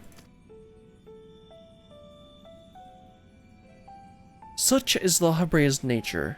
Every action, every word, a solution of life's great dilemmas, and none to spare for his own.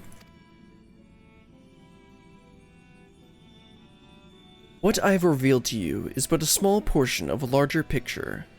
I shall leave it to La Habrea to paint the rest for you, and for Eric, I hope.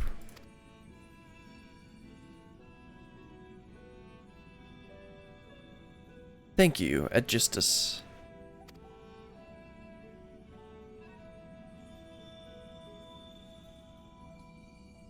Is it Agdistus? Agdistus, I think that might be better. I always admired you, you know. What choice did I have, when you sacrificed so much to guide our star to the heavens?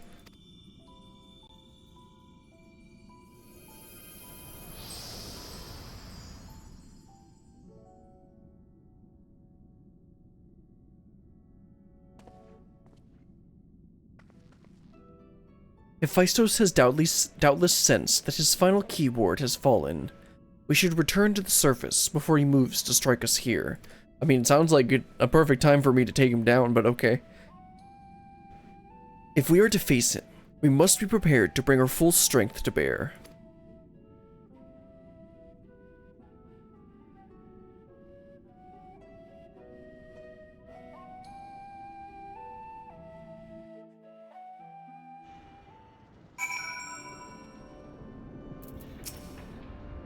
It was Eric's hatred for his father that caused him to fall victim to Hephaestus' magics, yet the roots of the hatred were born from a son's love.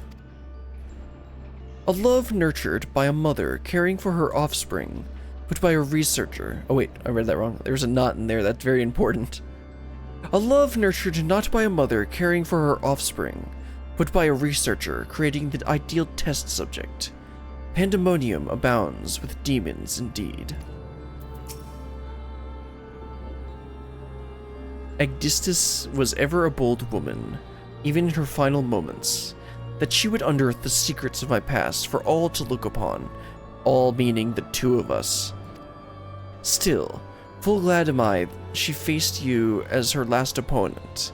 I could think of none more worthy to send her soul off to the other side. Okay, let's grab the crit materia and wrap that quest up.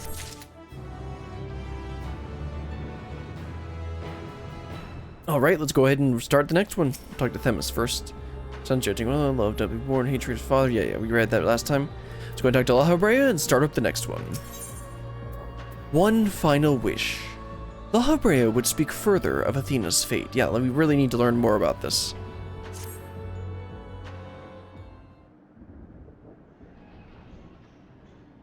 This vision you saw, told the story far more eloquently than I ever could. Athena was consumed by her research, and was willing to sacrifice her own child if it hastened her progress. She did not offer him a position here out of a sense of love or pride. It was merely because she knew he would be the most pliable test subject. I see now why you hid the truth from him. I cannot say with certainty that Eric could handle the weight of such betrayal, after holding his mother on a pedestal for so long. Isn't it better to tell him earlier than later, then? Unfortunately, it seems not even her death has ensured his safety. Hephaestus has taken up Athena's research and succeeded in creating Hemitheoi.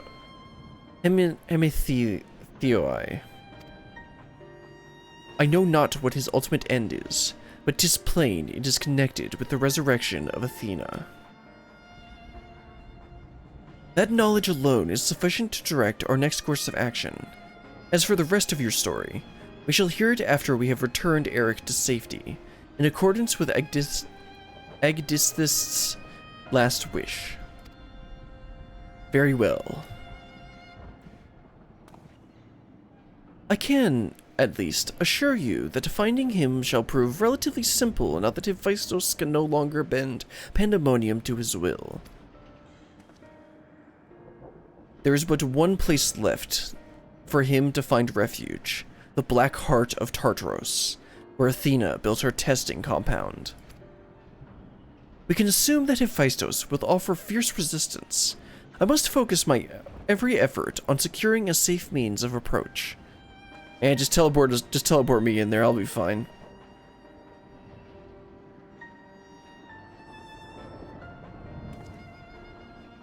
La Habrea, I would ask that you assume the duty of summoning Beryllian's Phantom Warriors.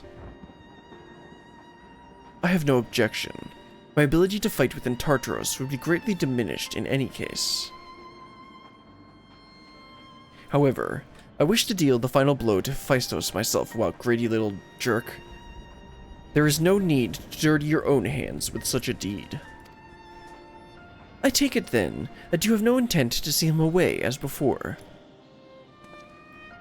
The presence I felt when I encountered Hephaestus bore little resemblance to the entity I created. By his own hand, he has become something far more wicked, and the same magics that once shackled him may very well shatter before the power he wields. On my pride as a researcher, I am loath to repeat the same mistake twice. I would not see these events play out again, and so he must be extinguished.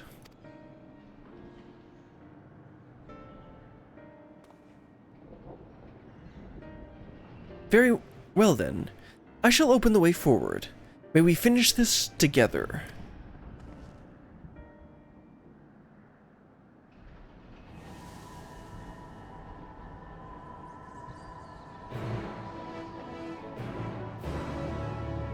I was like, wait, are we just opening now? Yeah, there we go. Abyssos, the 8th circle, now accessible. It looked like 2 people stayed over from P7 and so I asked them if they want to do it.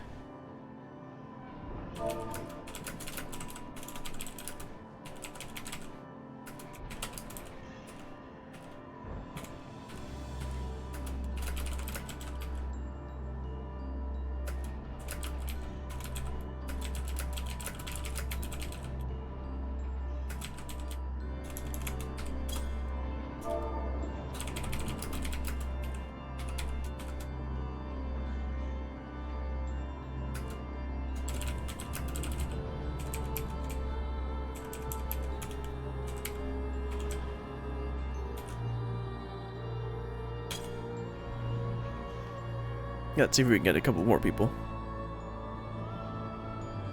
We got 2 tanks and DPS, so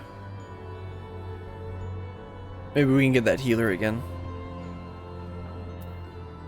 after this front line is over. Well, I mean, if it's ready. Also, let's go and talk to Themis and La Habrea first. The end is in sight. Return to me safely, friend. If Hephaestus truly means to continue Athena's research, then Eric is indispensable to his goal. He's safe, but for now, but for how much longer, I cannot say.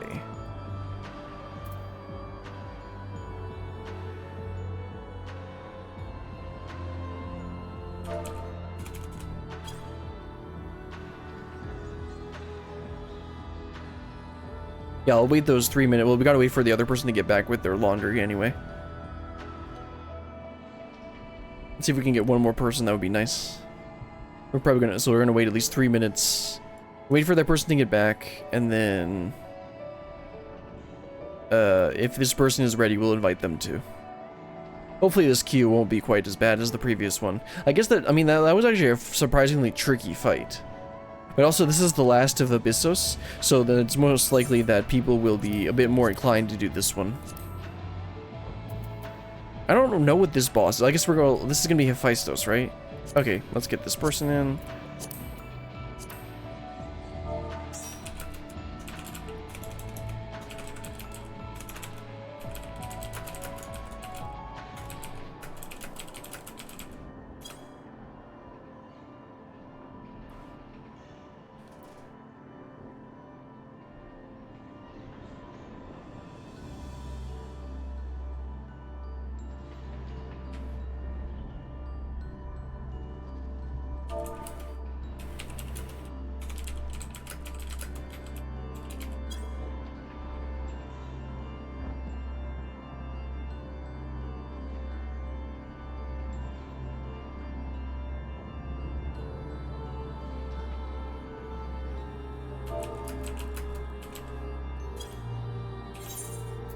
Okay, let's queue on up.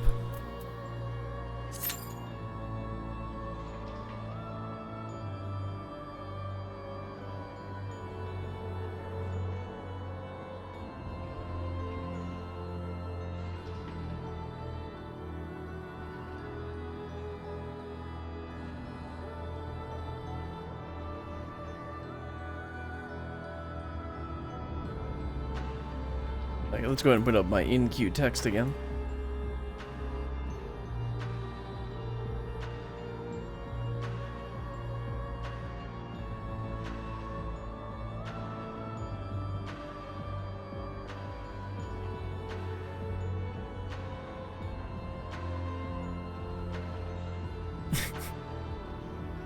Gotta... We have openings, then spam the macro. Spam the recording macro.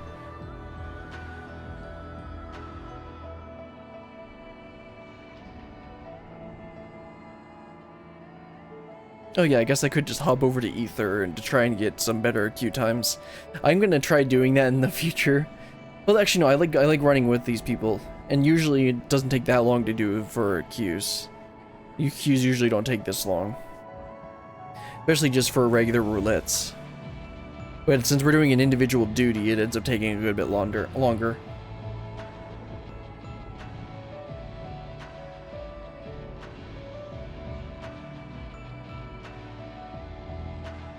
The next big thing that we need to queue for, besides the MSQ dungeon and trial, will be the second of the Alliance raid. The second Alliance raid and Walker Alliance raid. So we'll need I'll probably see if I can get people to do it like I did last time. Because like Primal isn't that dead, but Aether just has a lot more people.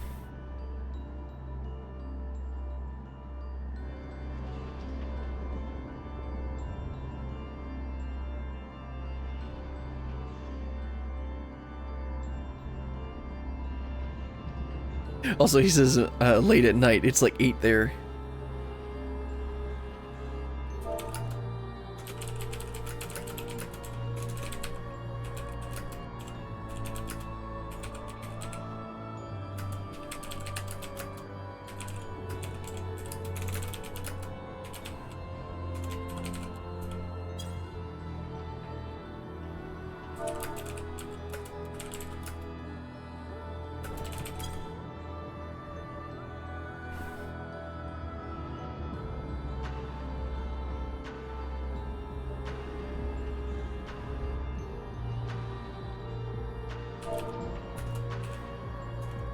Oh wait, did she mean... She said fate achievements. I thought she meant the specific ones, but maybe she means, like, number of fates.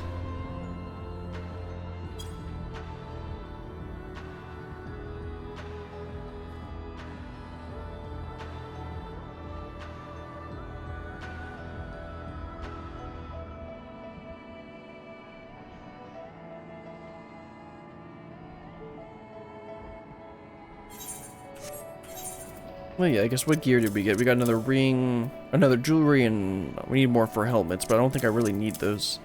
Also deposit this materia.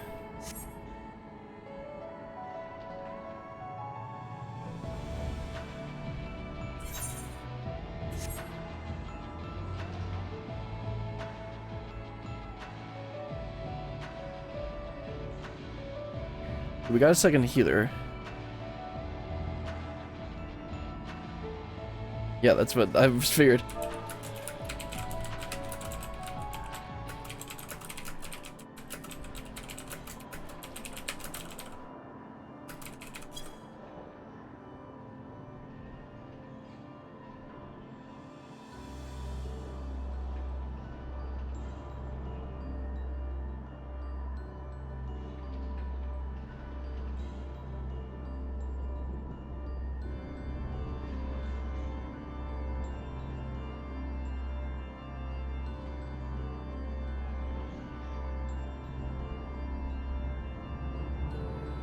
Hopefully this fight won't be too hard, but it's last in this series, so I would expect it to be more challenging.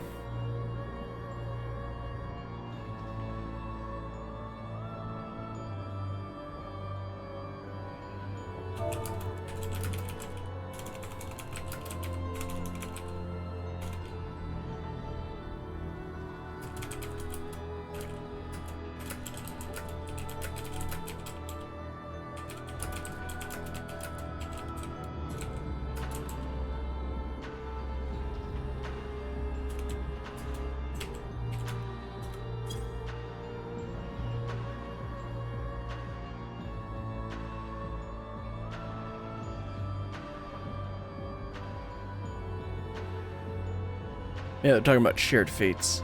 The only one that I've worked on so far is Lakeland.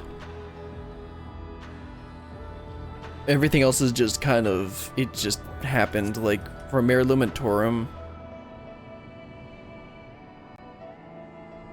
I've occasionally done them, and then like Thavenet, for some reason I've done several. And then I've done like Chief Fate for once here, and then also the Formidable Fate I've done like twice for Calusia, which is one of the reasons I've ranked. There's a couple fates that I've done in Calusia, which is why I'm already at rank 2. But for Lakeland, I've only done these 11 plus the 6 that I think you get from the beginning.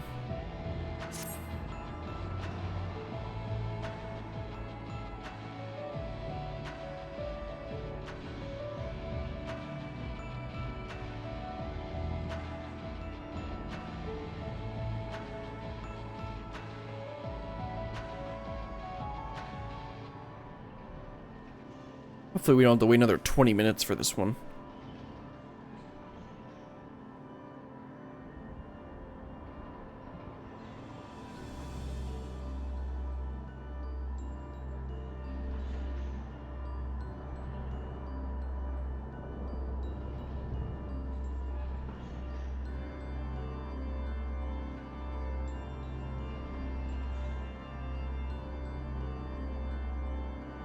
So far with the 3 videos per week on YouTube has been fairly maintainable.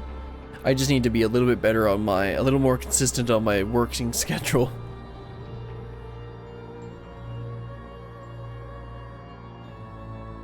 Because a lot of times I'm like, oh, I still got time, so I only put in like 30 minutes after work when I should be putting in an hour. And then I end up getting slightly behind where I want to be. So like right now I have the videos ready for next week for the most part, except I still need to do a thumbnail for Wednesday and Friday's videos. And I think I have a general idea on what I'm going to do for the thumbnails, but I need to think about it a bit more. Because the first one's going to be where we trick Emmett into helping us. And then that's going to be, I'll probably just have Emmett doing his like cringing, like, do I really have to help you face? And then the other one is probably needs to be, it's going to be something to do with, it's going to have Meteon, Elpis, and Hermes. I need to figure out exactly what specific scene I'm going to use. Because previously I wasn't actually doing a very good job with the thumbnails. I was just putting like Endwalker in the title and the part. And it was like, no, that's boring. And now I'm liking how I'm making these thumbnails, how they're coming out.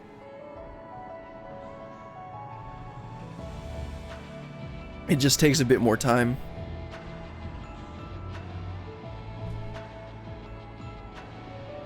If we get to 10 minutes, then I'll ask if we can get some more DPS for P8N.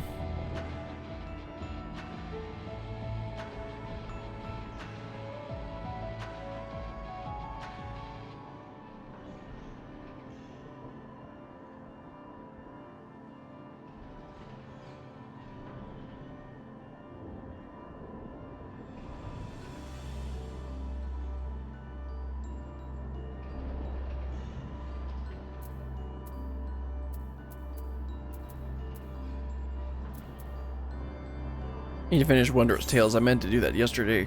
Actually, no. I tried to do it yesterday by queuing for MSQ Roulette, and then of course I get Ultimate Weapon. It's like the one time I don't want Ultimate Weapon, I end up getting it.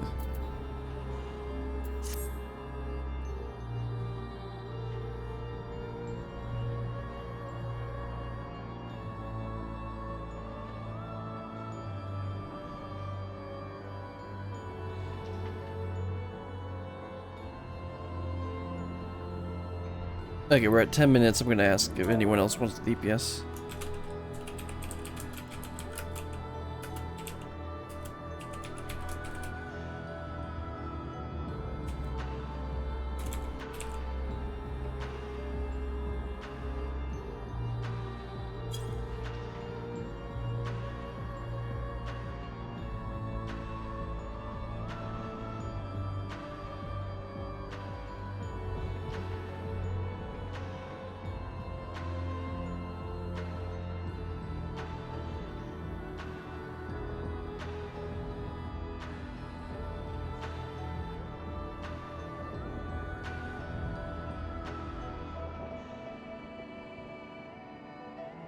Either everyone's queuing as a tank, or there are just no DPS.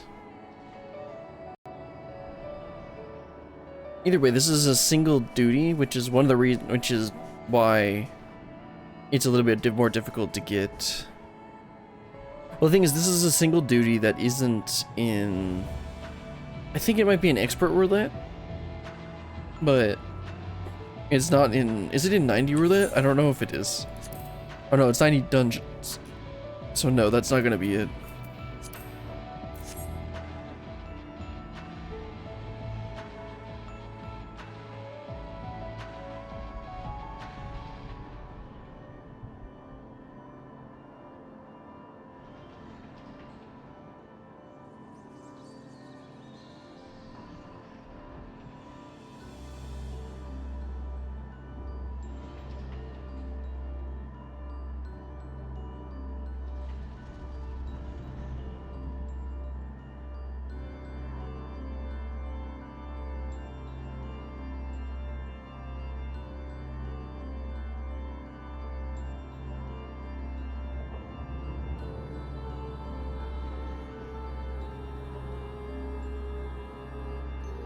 The question is, if I were to switch off onto a DPS, would we have just as much trouble finding a tank? Because we haven't tested to see if like we get immediately to 2-2 tank if I switch off to a DPS.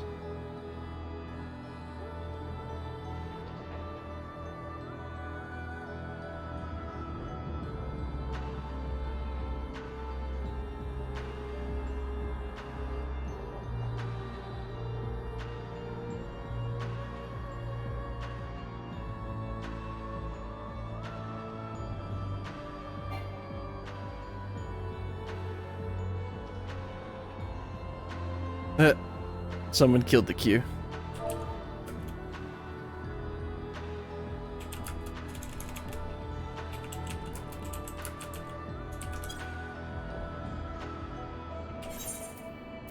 Gonna go pull full Parks and Rec. Who did it?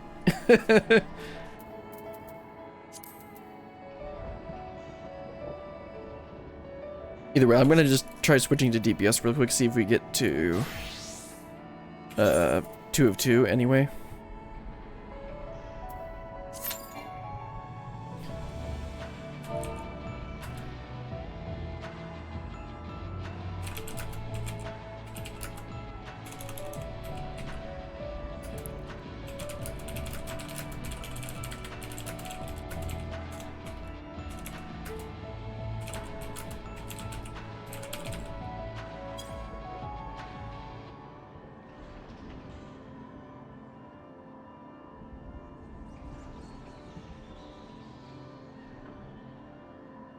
Apparently you can't queue while somebody's customizing their character.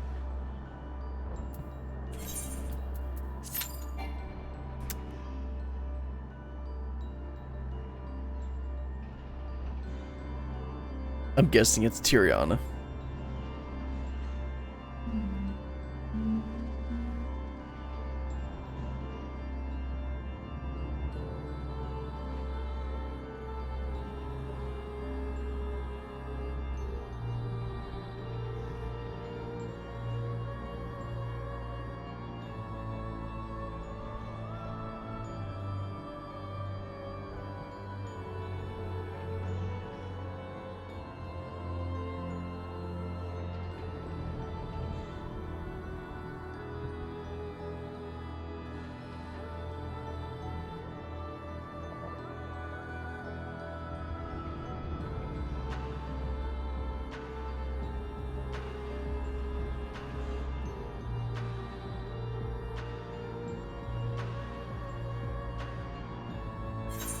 See, they're still in it. There we go.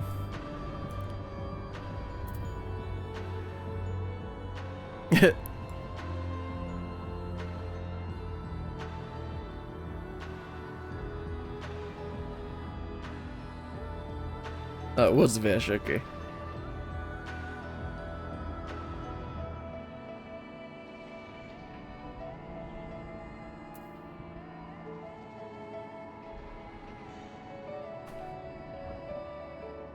No, I really do want a tank.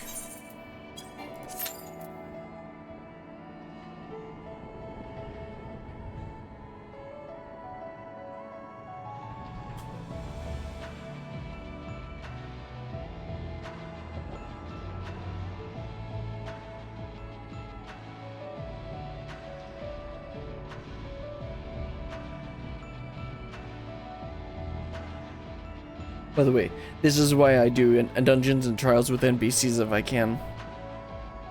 So that we don't have to wait for this.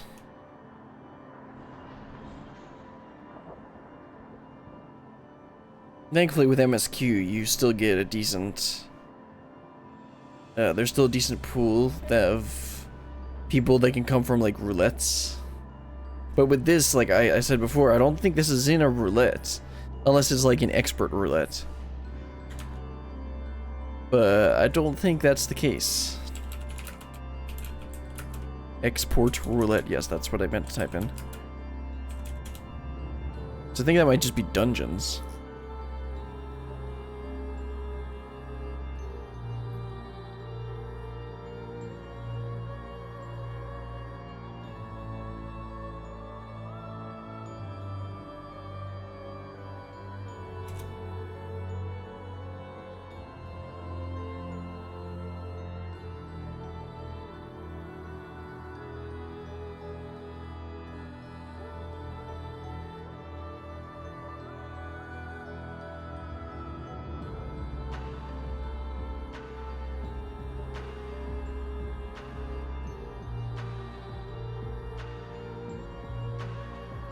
Oh right, expert is only the newest ones. The newest dungeons. So like this isn't in like any of them.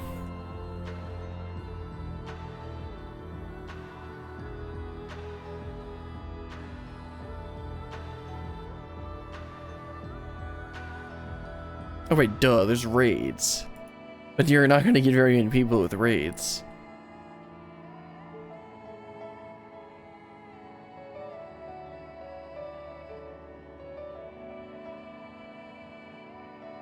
Yeah, of course, Pandæmonium is going to be in normal raids.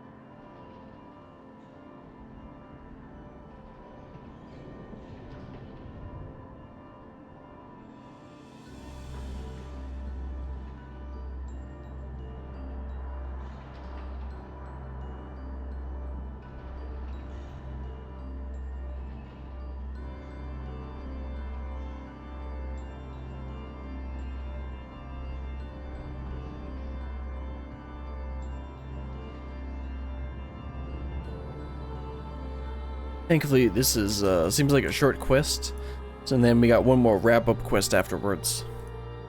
That'll wrap up Abyssos.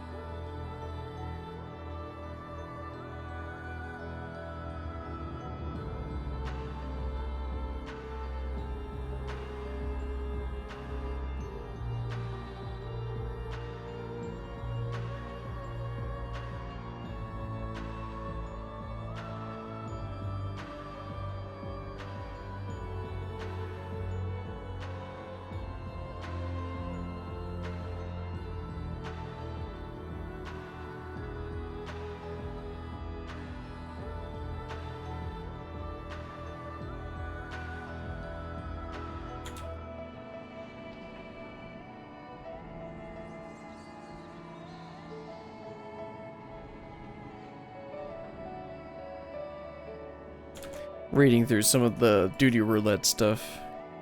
Yeah, like with Alliance Raid, you're more often gonna get Crystal Tower, and then in 6.5 they added the eye level restrictions. And Mentor Roulette. Let's see, what terrible things can you get on this? This is essentially everything except extremes from current expansion, Savages, Ultimates, and the Coil Bahamut. Oh, that's to clear. That's to unlock it. Okay. which is basically everything. Which means I actually have to finish up the Shadowbringers extreme. Actually, I still need to do the Stormblood extremes too, because I got all the doggos. Because I got most of them from the last Moogle event. We're still in queue, right? Yes.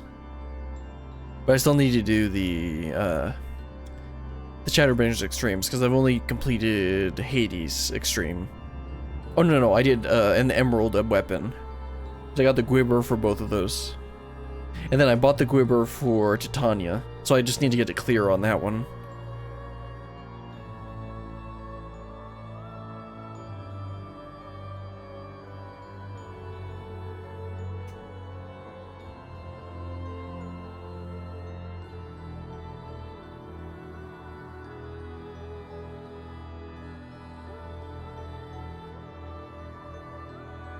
Duty roulette wasn't added till patch 2.1?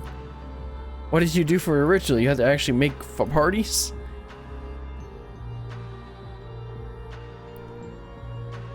What a dystopian past.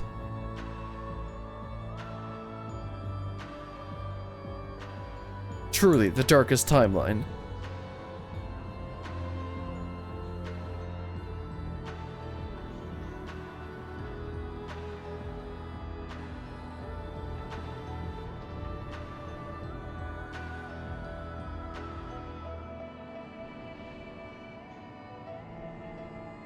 Yeah, we got 2 people that are in an instance that are willing to help once we finish, or once they're out of their stuff.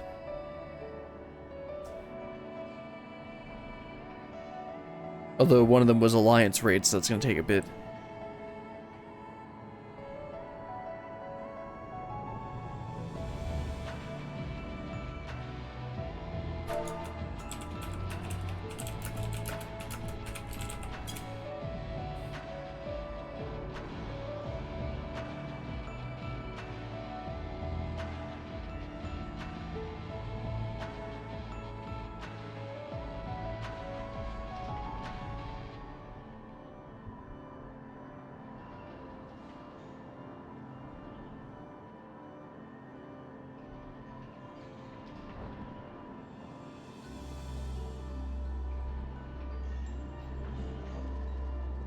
Should have just gone to Ether. Well, now that I know that, I might consider doing that. Because, like, well, the thing is, P1 through 4N, we didn't really have any troubles getting in.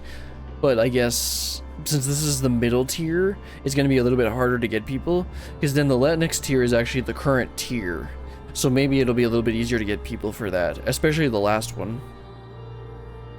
Although I think they've already lifted since we're in 6.5, I think they lifted the restrictions on the drops, so people might not be...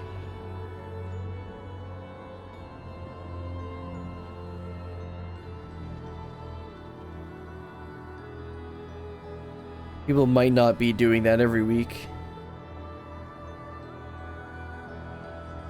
Although they might still go to it for... They might still go at all of them for the gear, though.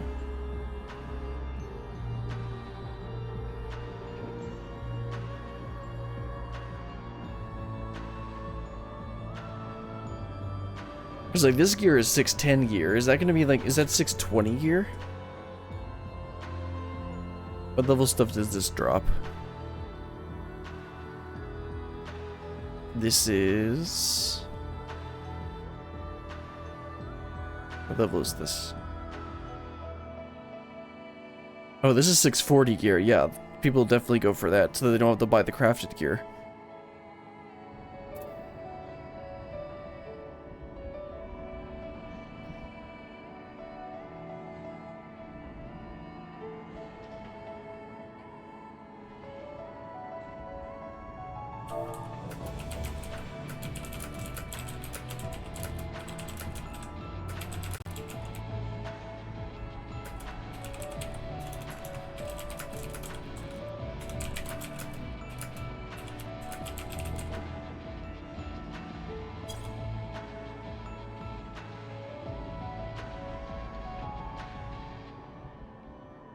Let's see, how do I do this? They're suggesting just to throw into Party Finder.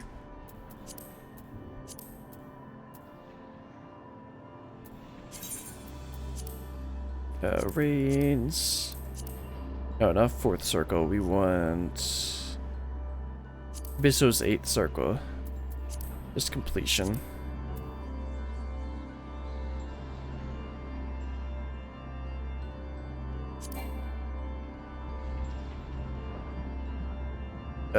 Did that...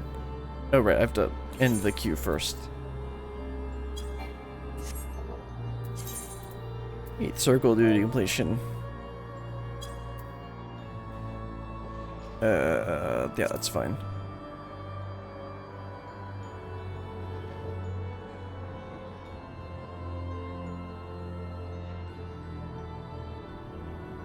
Actually, that's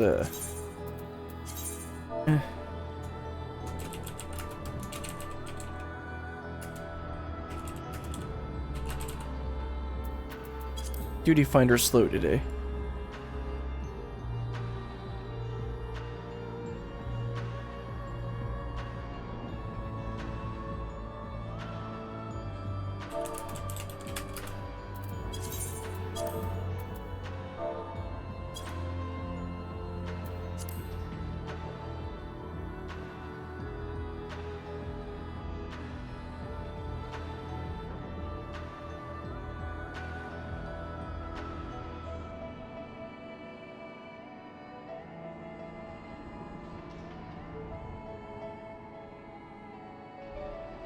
Okay, get one more person. Unable to invite verb to party.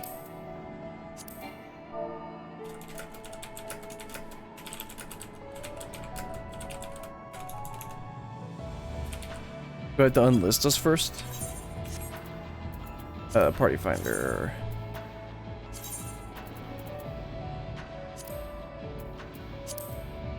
Yeah, there we go.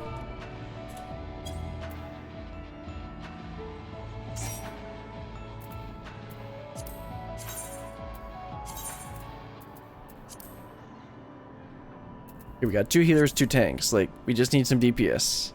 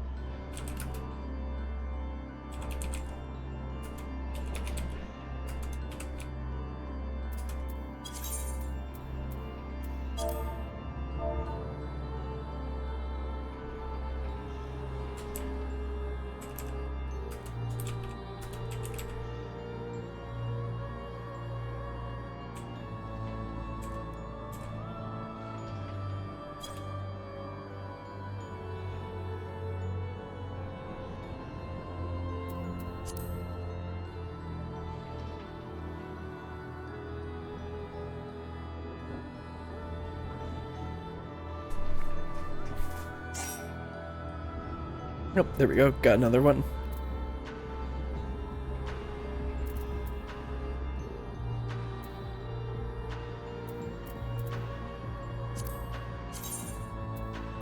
Two more DPS.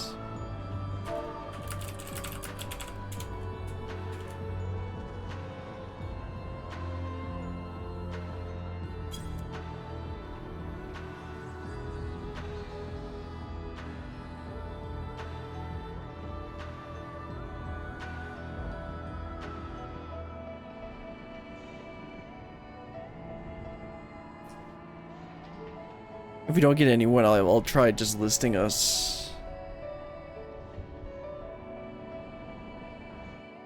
I'll just try listing I'll just try doing Duty Finder again. See if we can just get a DPS from there, because I saw that pop. I saw like 1 or 2 DPS pop up occasionally.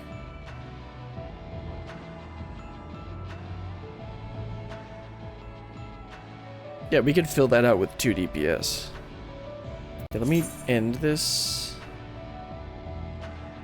Just throw us in the queue again.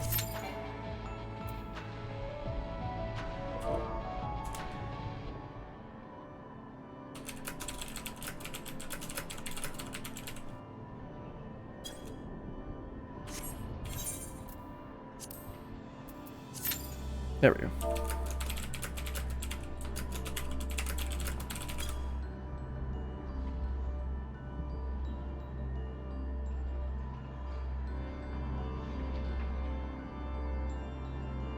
Oh, right.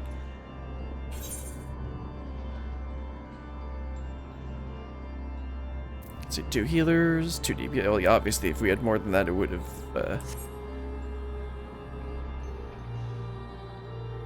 Like, come on, we can get 2 DPS from raid roulettes.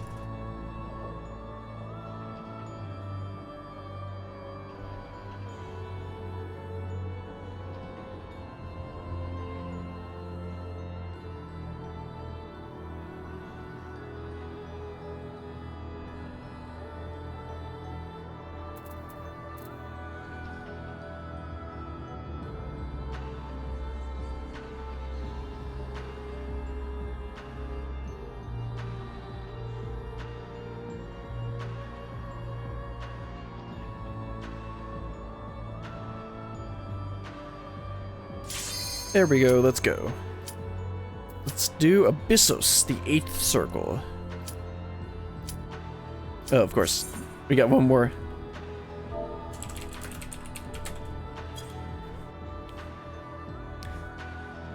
Oh, if this DPS doesn't agree, then okay. Let's go. Gonna fight his Abyssos now.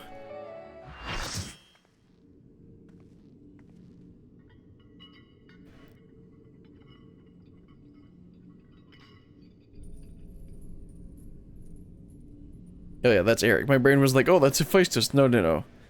That's Abyssos. Ericthonios is mine, heart and soul. And with your death, none will be left to stop me.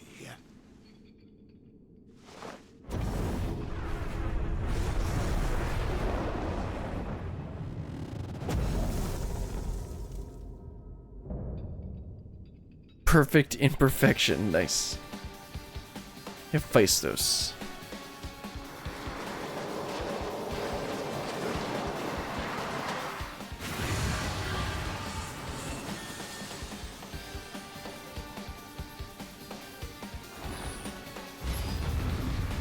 All right, let's go.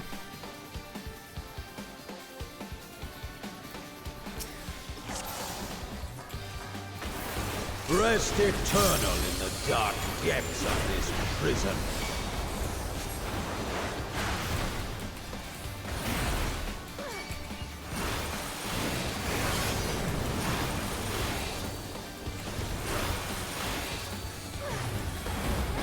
From fulgent flame my servants rise.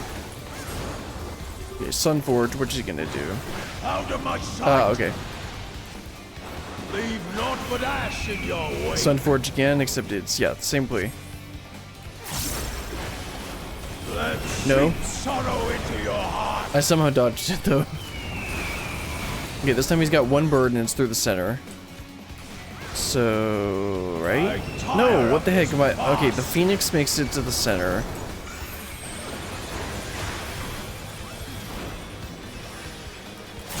Okay.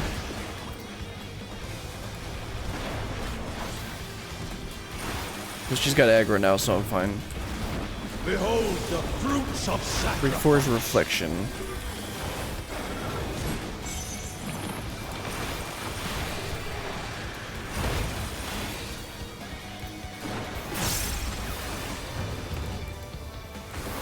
You will know my Blazing rage. Footfalls.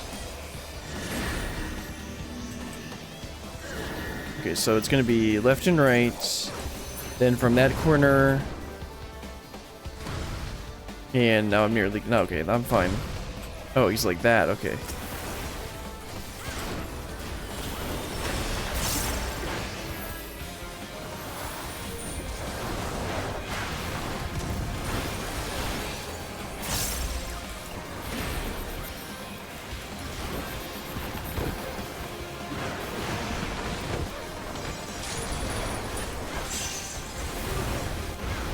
Perish in flame's embrace. Okay, I'm gonna run to the center. Go forth and sate your boundless hunger. Apparently we need to move. Ah, okay. I just barely made that. Okay, we got 2 more. They moved to that one, so let's move over here.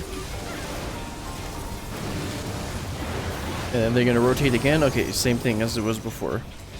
That's interesting. From fulgent flame, my It's Sunforge. Okay, this is Phoenix, so is it gonna be on the sides again? Let's yes. Seek sorrow into your heart.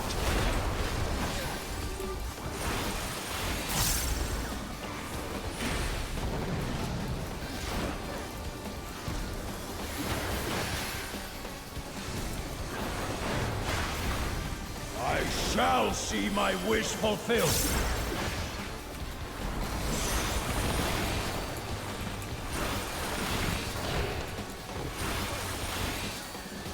You are prey to be consumed.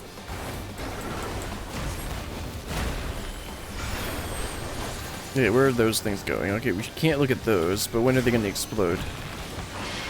Oh, I did it right.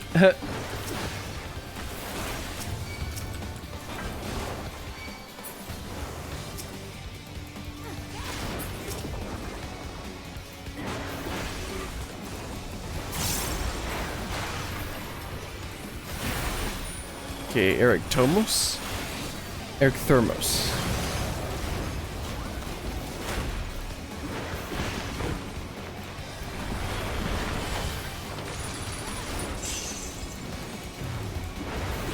Sear flesh from bone.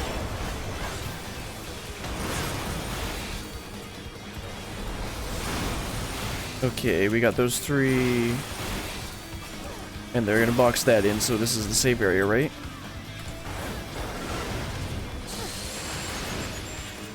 Volcanic torches.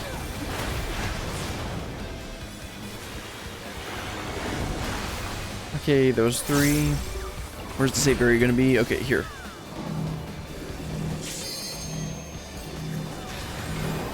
Leave naught but ash in your wake. Okay, Sunforge is gonna be Phoenix again, so it's gonna be on the side. I tire of this farce.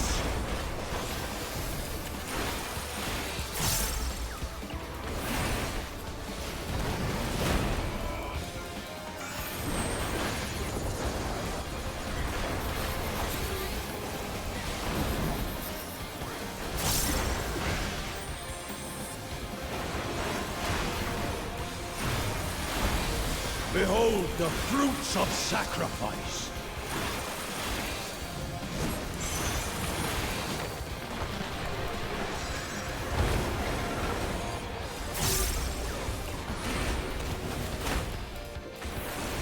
You will know my rage. Okay, so if the side's like that. Okay, we're going that side first, so I want to be on the left side here. Then it's gonna be back, so I actually need to be running this direction, and then, yeah, we need to stay in the center, actually.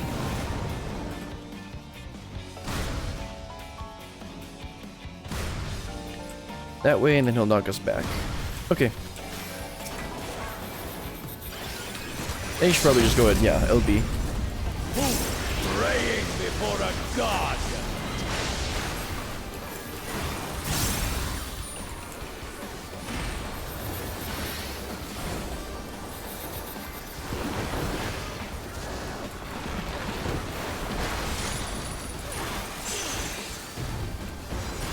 There we go.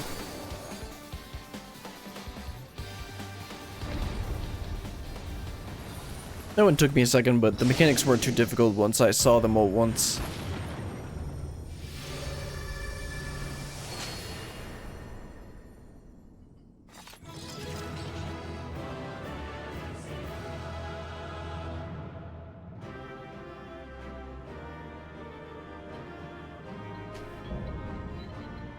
Pandæmonium Abyssos complete.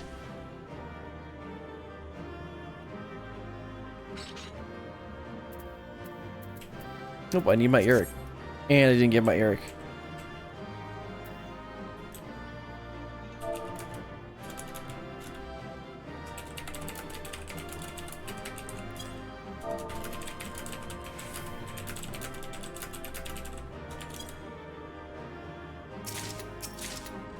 Grab the gear. Easy 610 gear.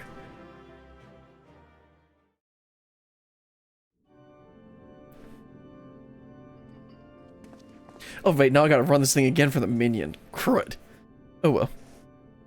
The chain of events that led to this moment began with my error. When out of mercy I confined you here. Now I break it, and leave no trace of you behind.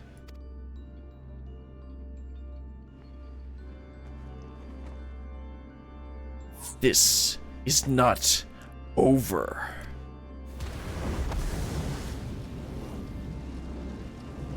I see you will not go peacefully.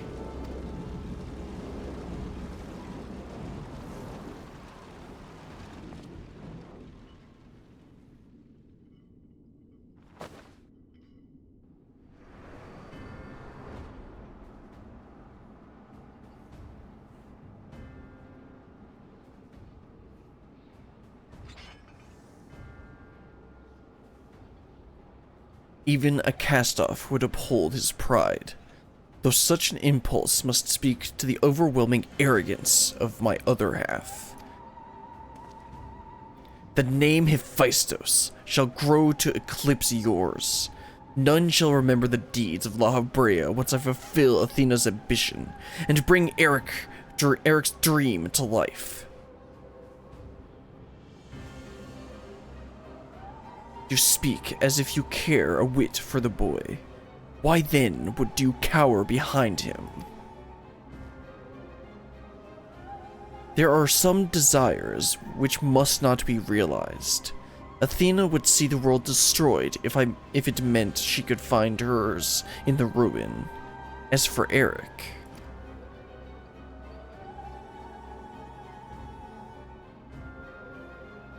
he knows not what he wished.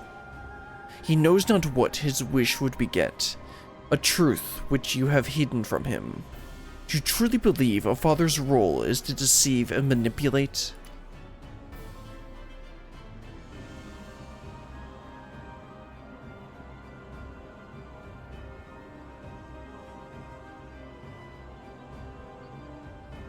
My wish?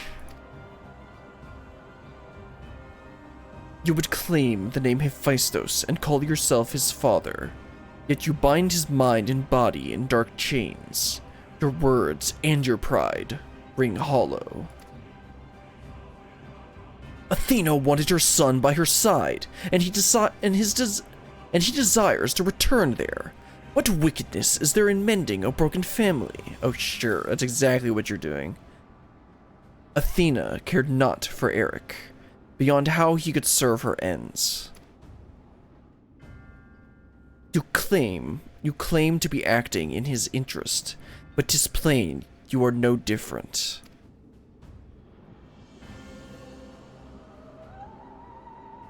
As I ushered Athena to her end, I vowed that my sole mission in life would be to guide this star true. In service to that vow, I silenced the whispers of my heart. I could not nurture a son whilst an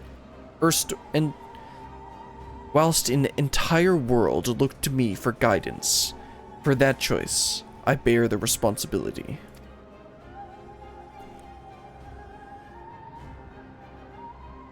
Yet he is still my son, and I'll not suffer you to seduce him with false hope. You, who are not but the bitter dregs of Athena and I, the very worst of us. Mother, no. And how do I... Trust in La Habrea. Hearken to your heart. Come back to us. Come back to us, sure.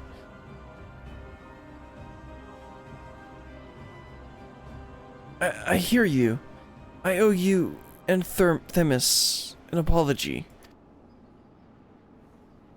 Athena, did you ever... and La Habrea, I will have my say.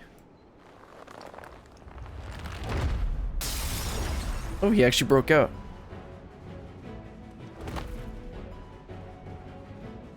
How? His mind was mine! I can't explain.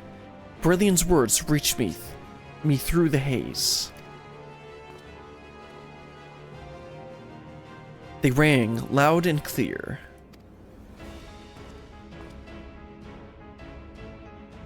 As did the words of another, in a voice much like yours, but resounding with truth.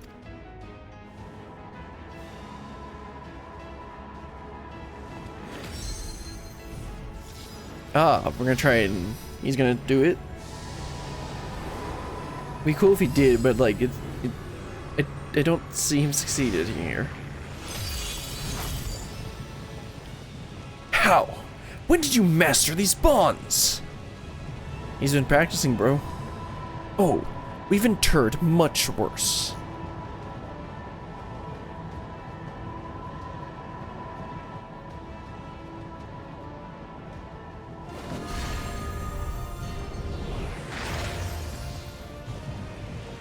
You worthless! You! Ah!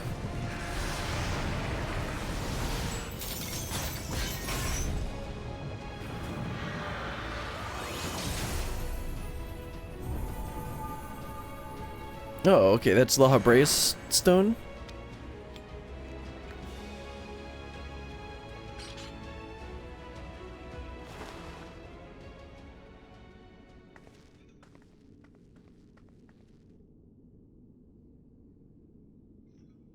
It appears my failures have borne fruit after all.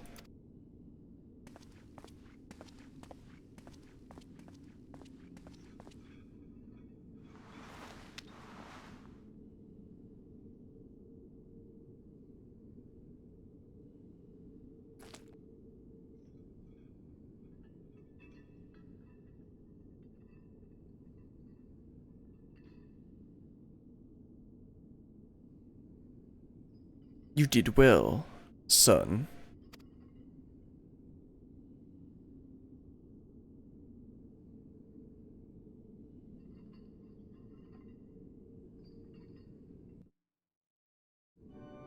Oh.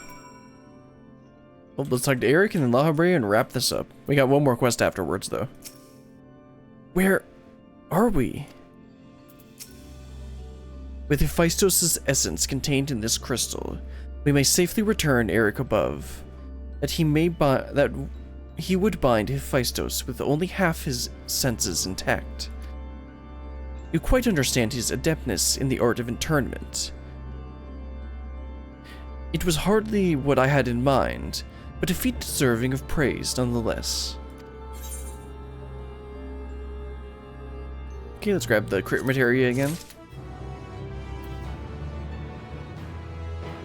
Now let's go ahead and do this last quest to wrap up Abyssos. Truth imperfect. La Habrea is looking at Eric with concern.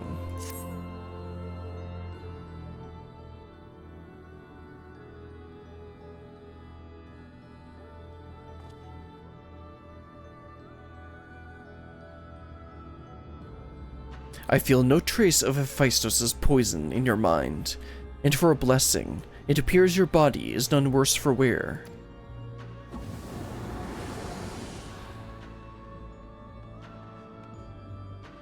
I made my way here as soon as I could.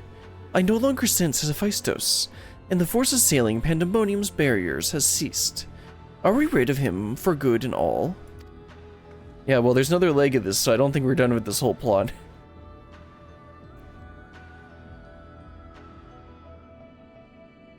I see.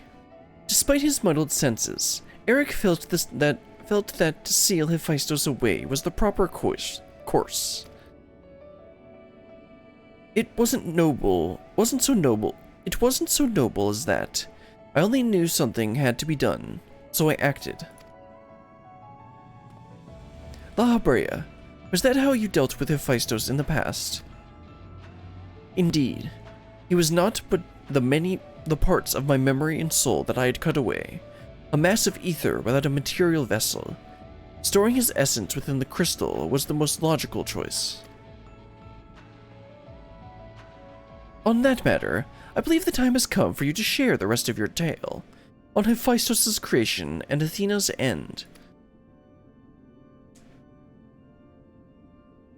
I heard your words, but only vaguely, as if under the surface of a deep pool.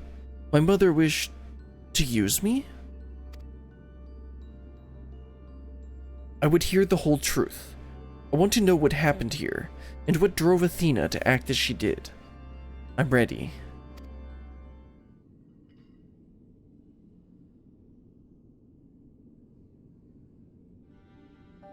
Athena's brilliance outshone us all. Even the other members of the Words of La Habrea were as children in comparison. So dedicated to research was she that it was not unheard of her to forget meals or even sleep, not like she fit right in at Charlian. Her mind was ever grasping for knowledge, and it was in this endless search that she became obsessed with uncovering the secrets of life. You see, while we can conceive life in various forms, the means of creating a soul are beyond our ken. Similarly, though we can enhance and alter our physical vessels, we have ever been bound to them. Athena's purpose was to shatter these limitations. Such limitations as we were not meant to surpass. She sought to enter the realm of the gods. Scarce few have the ability to comprehend what such a task entails, let alone the courage to attempt it. For most, the thought would be an idle fancy, considered once and then discarded. Not so for Athena.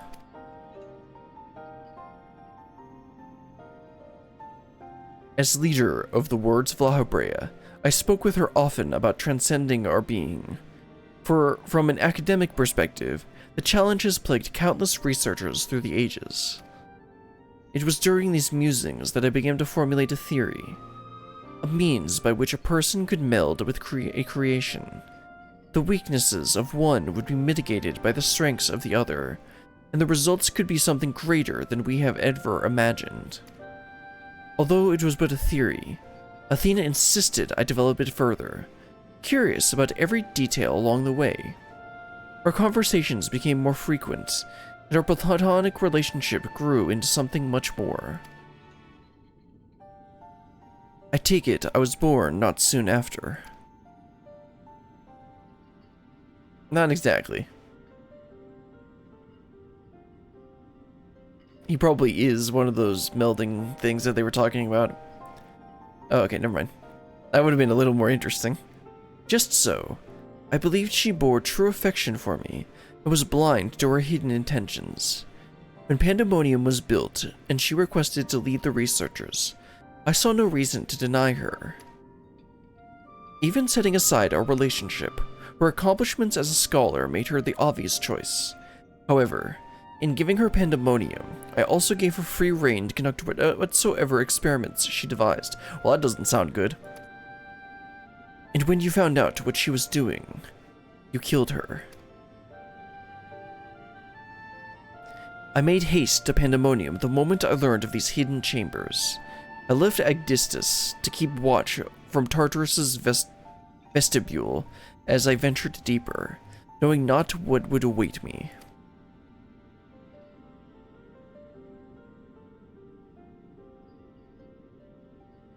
As for what occurred next, 'tis best you see with your own eyes.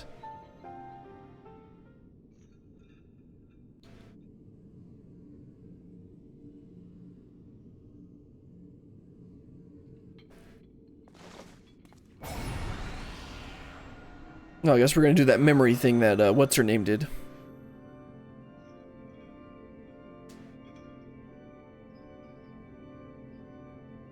Is that me?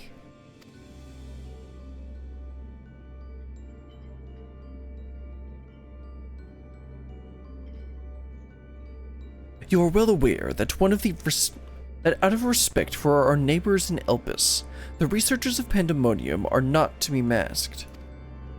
Yet you stand before me with your face covered. What petty defiance is this? But indeed, so quick are you to rebuke me, though you yourself have not set foot in these halls since their inception. You must know you could not conceal this from myself or Abyssos forever, as well you know that I cannot allow you to continue.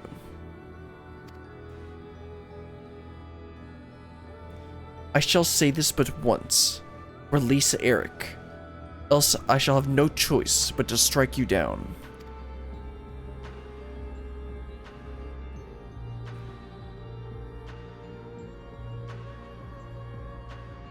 I would meet my end at the hands of none other. However, ere my time is come, I will have you know the why of it. Then you will not desist.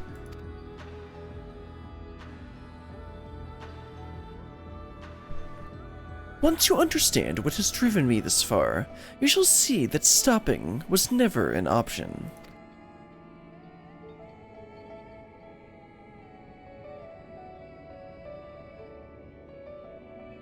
The feelings of one weigh little against the needs of the entire star.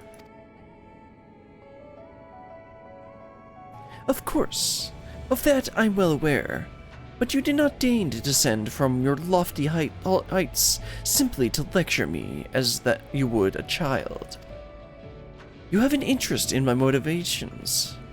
What possessed Athena, peerless researcher and mother to the son of the great La Habrea, to embark upon the path to her downfall? History will demand an answer, but it is you who deserves one. Give me... Oh, come on, I didn't finish that. Impossible! You bonded your souls?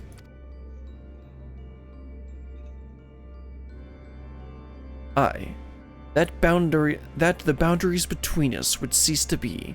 She offered me everything, to be understood. I found myself unable to refuse. At that moment, my mind was a storm of questions, yet one roared loudest.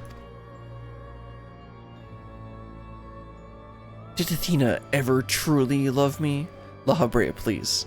Aren't you supposed to be a man of cold logic? I am become thee, memory and mind.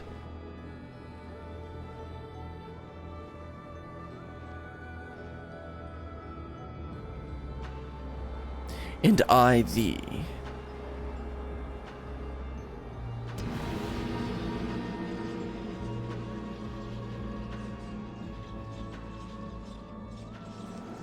So wait, is Hephaestus actually like Athena? And that's the part of him he tried to cast off? Can you feel it? My heart, all that I am.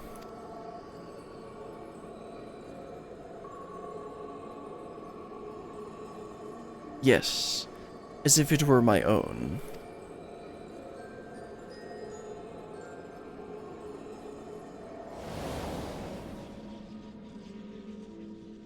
A fathomless desire to dissect the mysteries of life, to transcend our mortal flesh and bleed into a higher plane of existence. An unquenchable thirst for knowledge, not a single thought spared for another, for the star.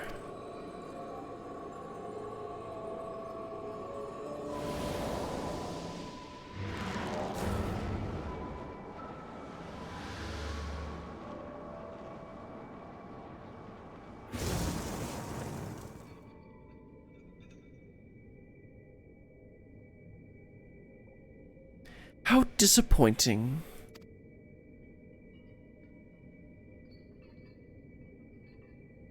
Yet, what is known cannot be unknown.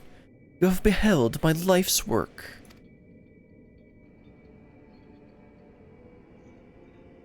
Try as you might to excise the memory, the seed of desire remains, and when it takes root, you too shall be consumed by the self-same fervor.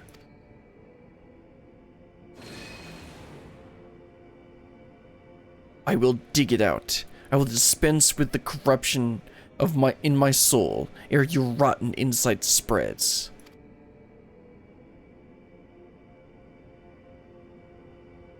'Twas my weakness that let this wickedness fester, but never again. Today I cast aside fickle emotion and Today I renounce all that I was, and live only as La Habrea.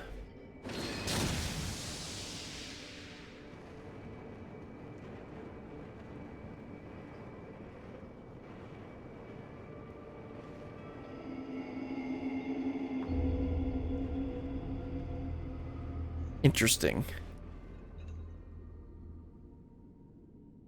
And that's why he sold cold and calculated? Thus did I forsake the part of myself that had been polluted by Athena, sealing it within a crystal. Never did I think I would one day face those memories made flesh. Forgive my bluntness, but your actions bordered on insanity. To go on such lengths to escape your memories, you nearly rewrote your very existence.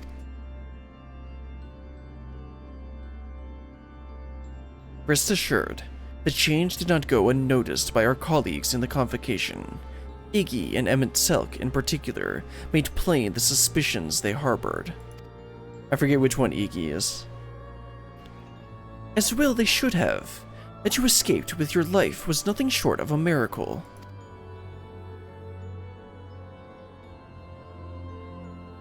Why didn't you destroy the crystal then and there? Did you think that one day make use of the knowledge that it contained? I will not deny such considerations played into my decision, but my main motivation was fear. I had never attempted such a feat before. The crystal was my sole resource should something go awry with the remainder of my soul. In hindsight, to cling to it was a mistake born of doubt.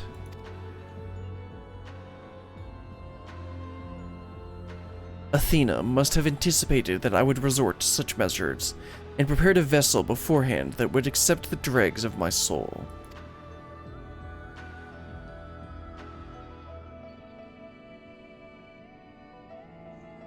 Hephaestus doubtless believed he was performing his duty as a husband and father should, yet in truth, he was but a puppet being polluted to and fro by Athena's desires. His goal was not to raise himself high. He thought only of seeing his dear Athena live again, that she might finish what she began.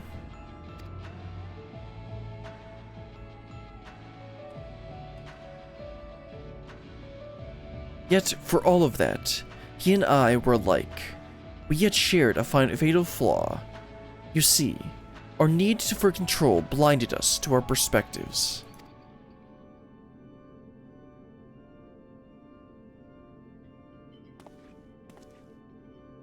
While I was enthralled to Hephaestus, you called out to me. What say you now? Does La Habrea speak true? Well, probably. I don't know.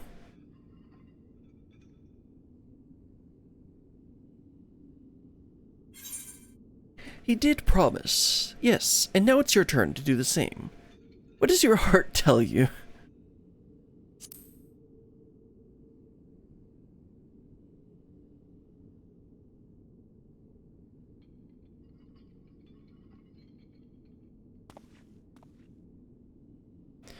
I just want to know one thing. Did you truly believe that hiding the truth was best for me, even knowing how I felt about my mother? The La Habrea I know had a fatal flaw after all. I'm still not convinced.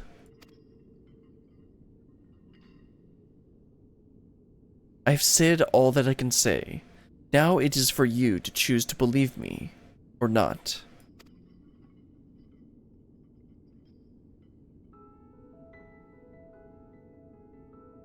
The La Habrea I know holds duty above all else. I would sooner prostrate myself before an erupting volcano than place my fickle emotions in his path. When you return to the surface, you'll doubtless don that mask once more. So before we climb out of this forsaken pit, I suppose I should say...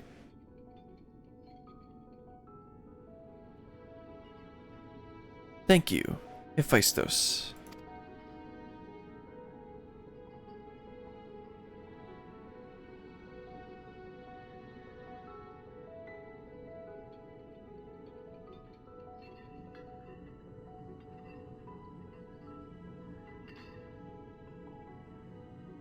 Well, nothing like a bit of father-son bonding.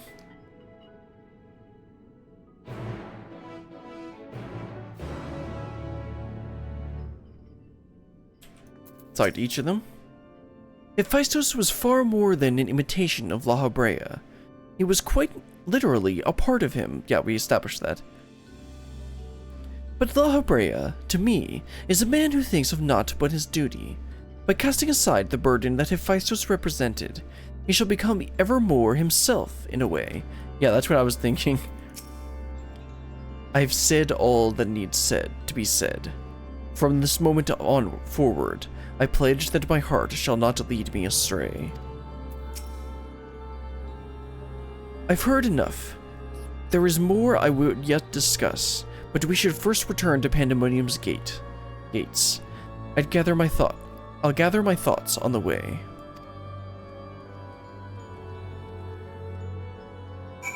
Alright, let's head back out to the gates.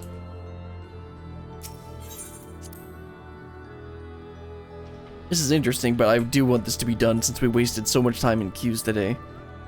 Well, let's go and talk to Themis and La Habrea again. We have regained complete control of the facility, but it shall take some time yet until things are in working order again. Athena viewed Eric as the ideal test subject. Hephaestus' research must have been very nearly complete to seek him out like he did.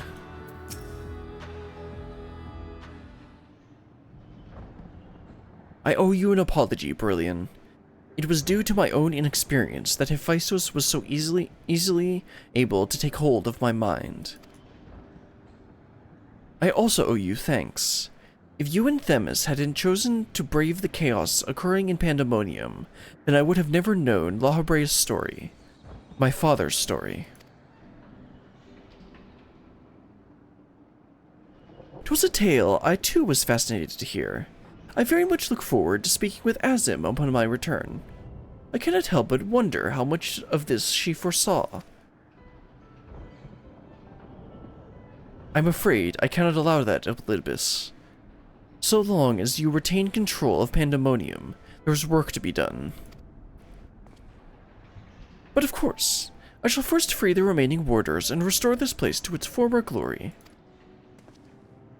Using the facilities in Tartaros, we should be able to reverse the changes made to their bodies and minds. I shall stay behind to oversee the process.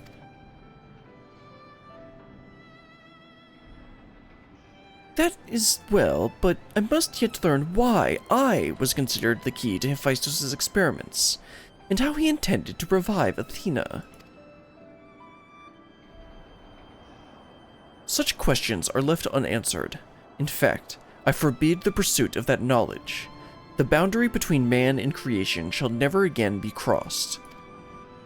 And I intend to destroy the crystal containing Hephaestus' essence, that this mistake never again repeats. I see no reason to gainsay your judgment. There is yet the matter of your crystal, however. Truth be told, I had not considered its origin until I saw the one containing Hephaestus' ether. I was struck by how wholly different they were. That's right, we still got the original crystal, which I think was like a bluish color. There is oh, I just realized it's probably Athena. Because of the blue eyes.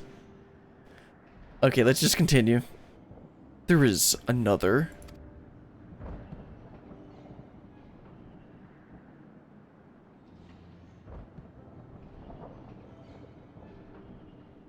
While imbuing a crystal with memories is a simple process, storing a message, a warning even, would be something altogether more complex. This also means that someone besides the present company and Azim was aware of the plot unfolding within Pandæmonium. Then why would they not make themselves known even now? No threats remain. Are you sure about that, Eric? Perhaps it was one of the other warders. We shall question them after they are freed.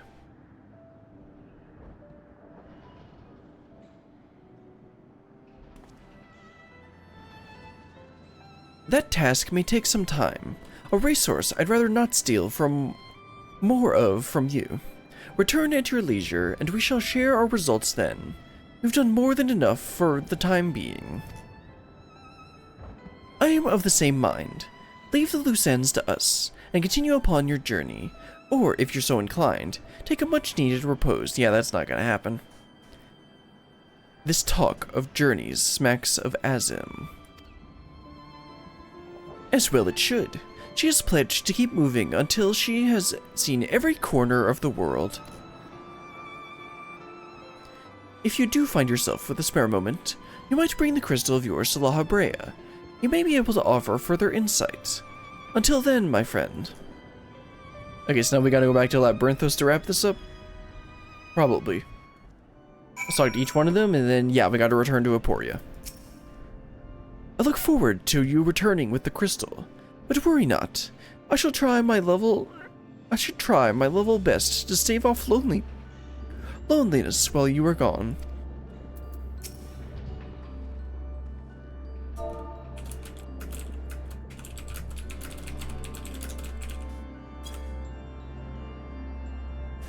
As you may have noticed during our battle, La Habrea's mask crowns me when I've transformed.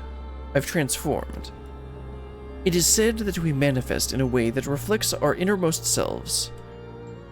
I had thought that mask a symbol of the chains that bound my heart, but recent events has caused me to reconsider that assumption. Interesting. The crystal that hangs from Eric's waist was given from a gift from me, made in the hopes that it would spark growth in his aptitude for magic.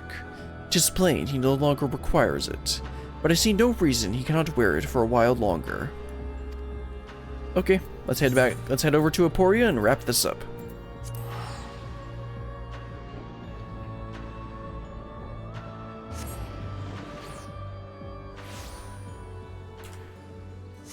Alright, let's head inside. And who are we going to talk to again? Because the other guy is gone for the most moment. Oh, wait, no. Is this the... No, this is the elf guy, one of the assistants. Why, if it isn't brilliant. Excuse me if I'm not my usual chipper self, but we have not been without our difficulties in your absence. Oh no, this is the actual, professor. Or lab guy. You see, communication with the airship. Oh no, that is... Okay, this is the one of the assistants. You see, communication with the airship Professor Claudian commissioned for his research was lost some time ago, and now we've quite lost track of where he might be. Well, that's not good. I need that crystal. And to make matters worse, Nemgigi has just sent word of an unusually large amount of energy coming from somewhere within the ethereal sea. Oh no. I was just about on my way to the telescope. A tioscope. In fact, please, you must come with me. Oh, come on, I want to be done with this. I'm really tired.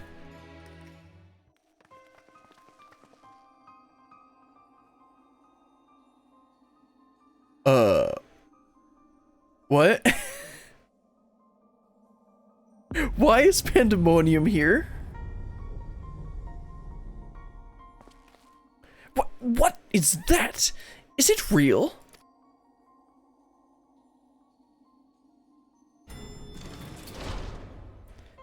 Why is it that whenever danger visits this world, you are never far behind? Okay, daddy. Another daddy figure here. And you two, Professor Claudian's assistants, I take it.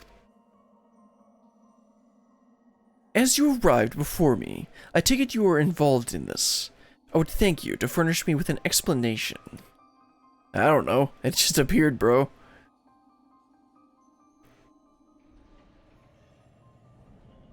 Well, that's a Pandæmonium.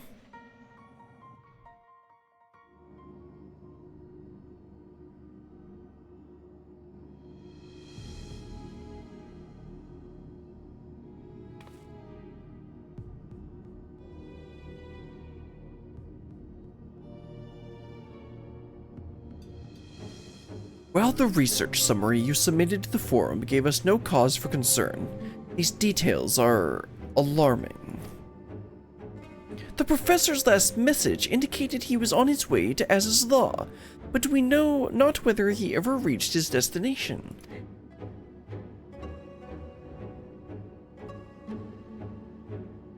A rash endeavor, even for Claudian, but he has ever allowed the thrill of discovery to cloud his better judgment.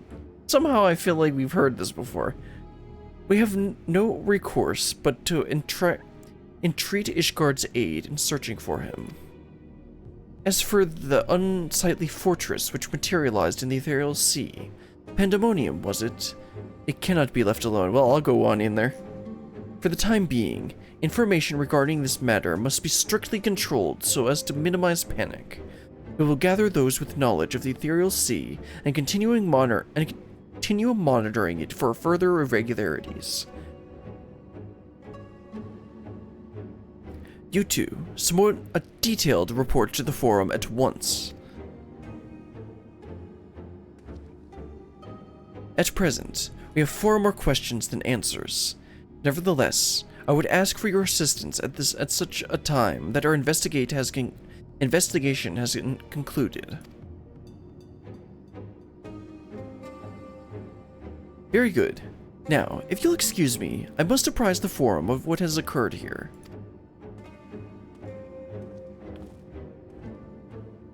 How are you going to inform them what has occurred here when you have no idea what's going on? Anyway. Let's wrap this up.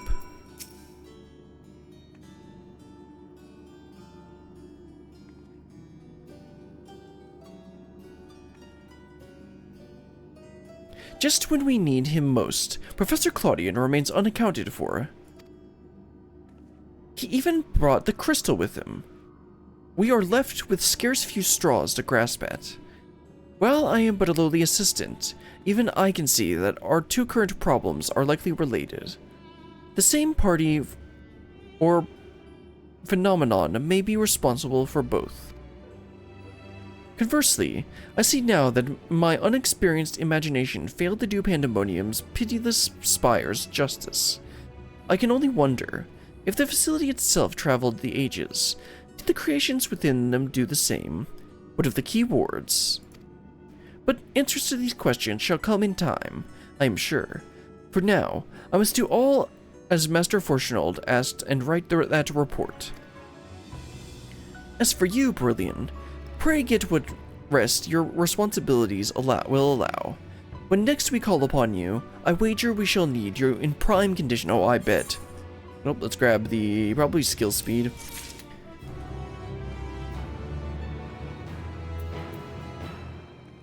And that wraps up Abyssos.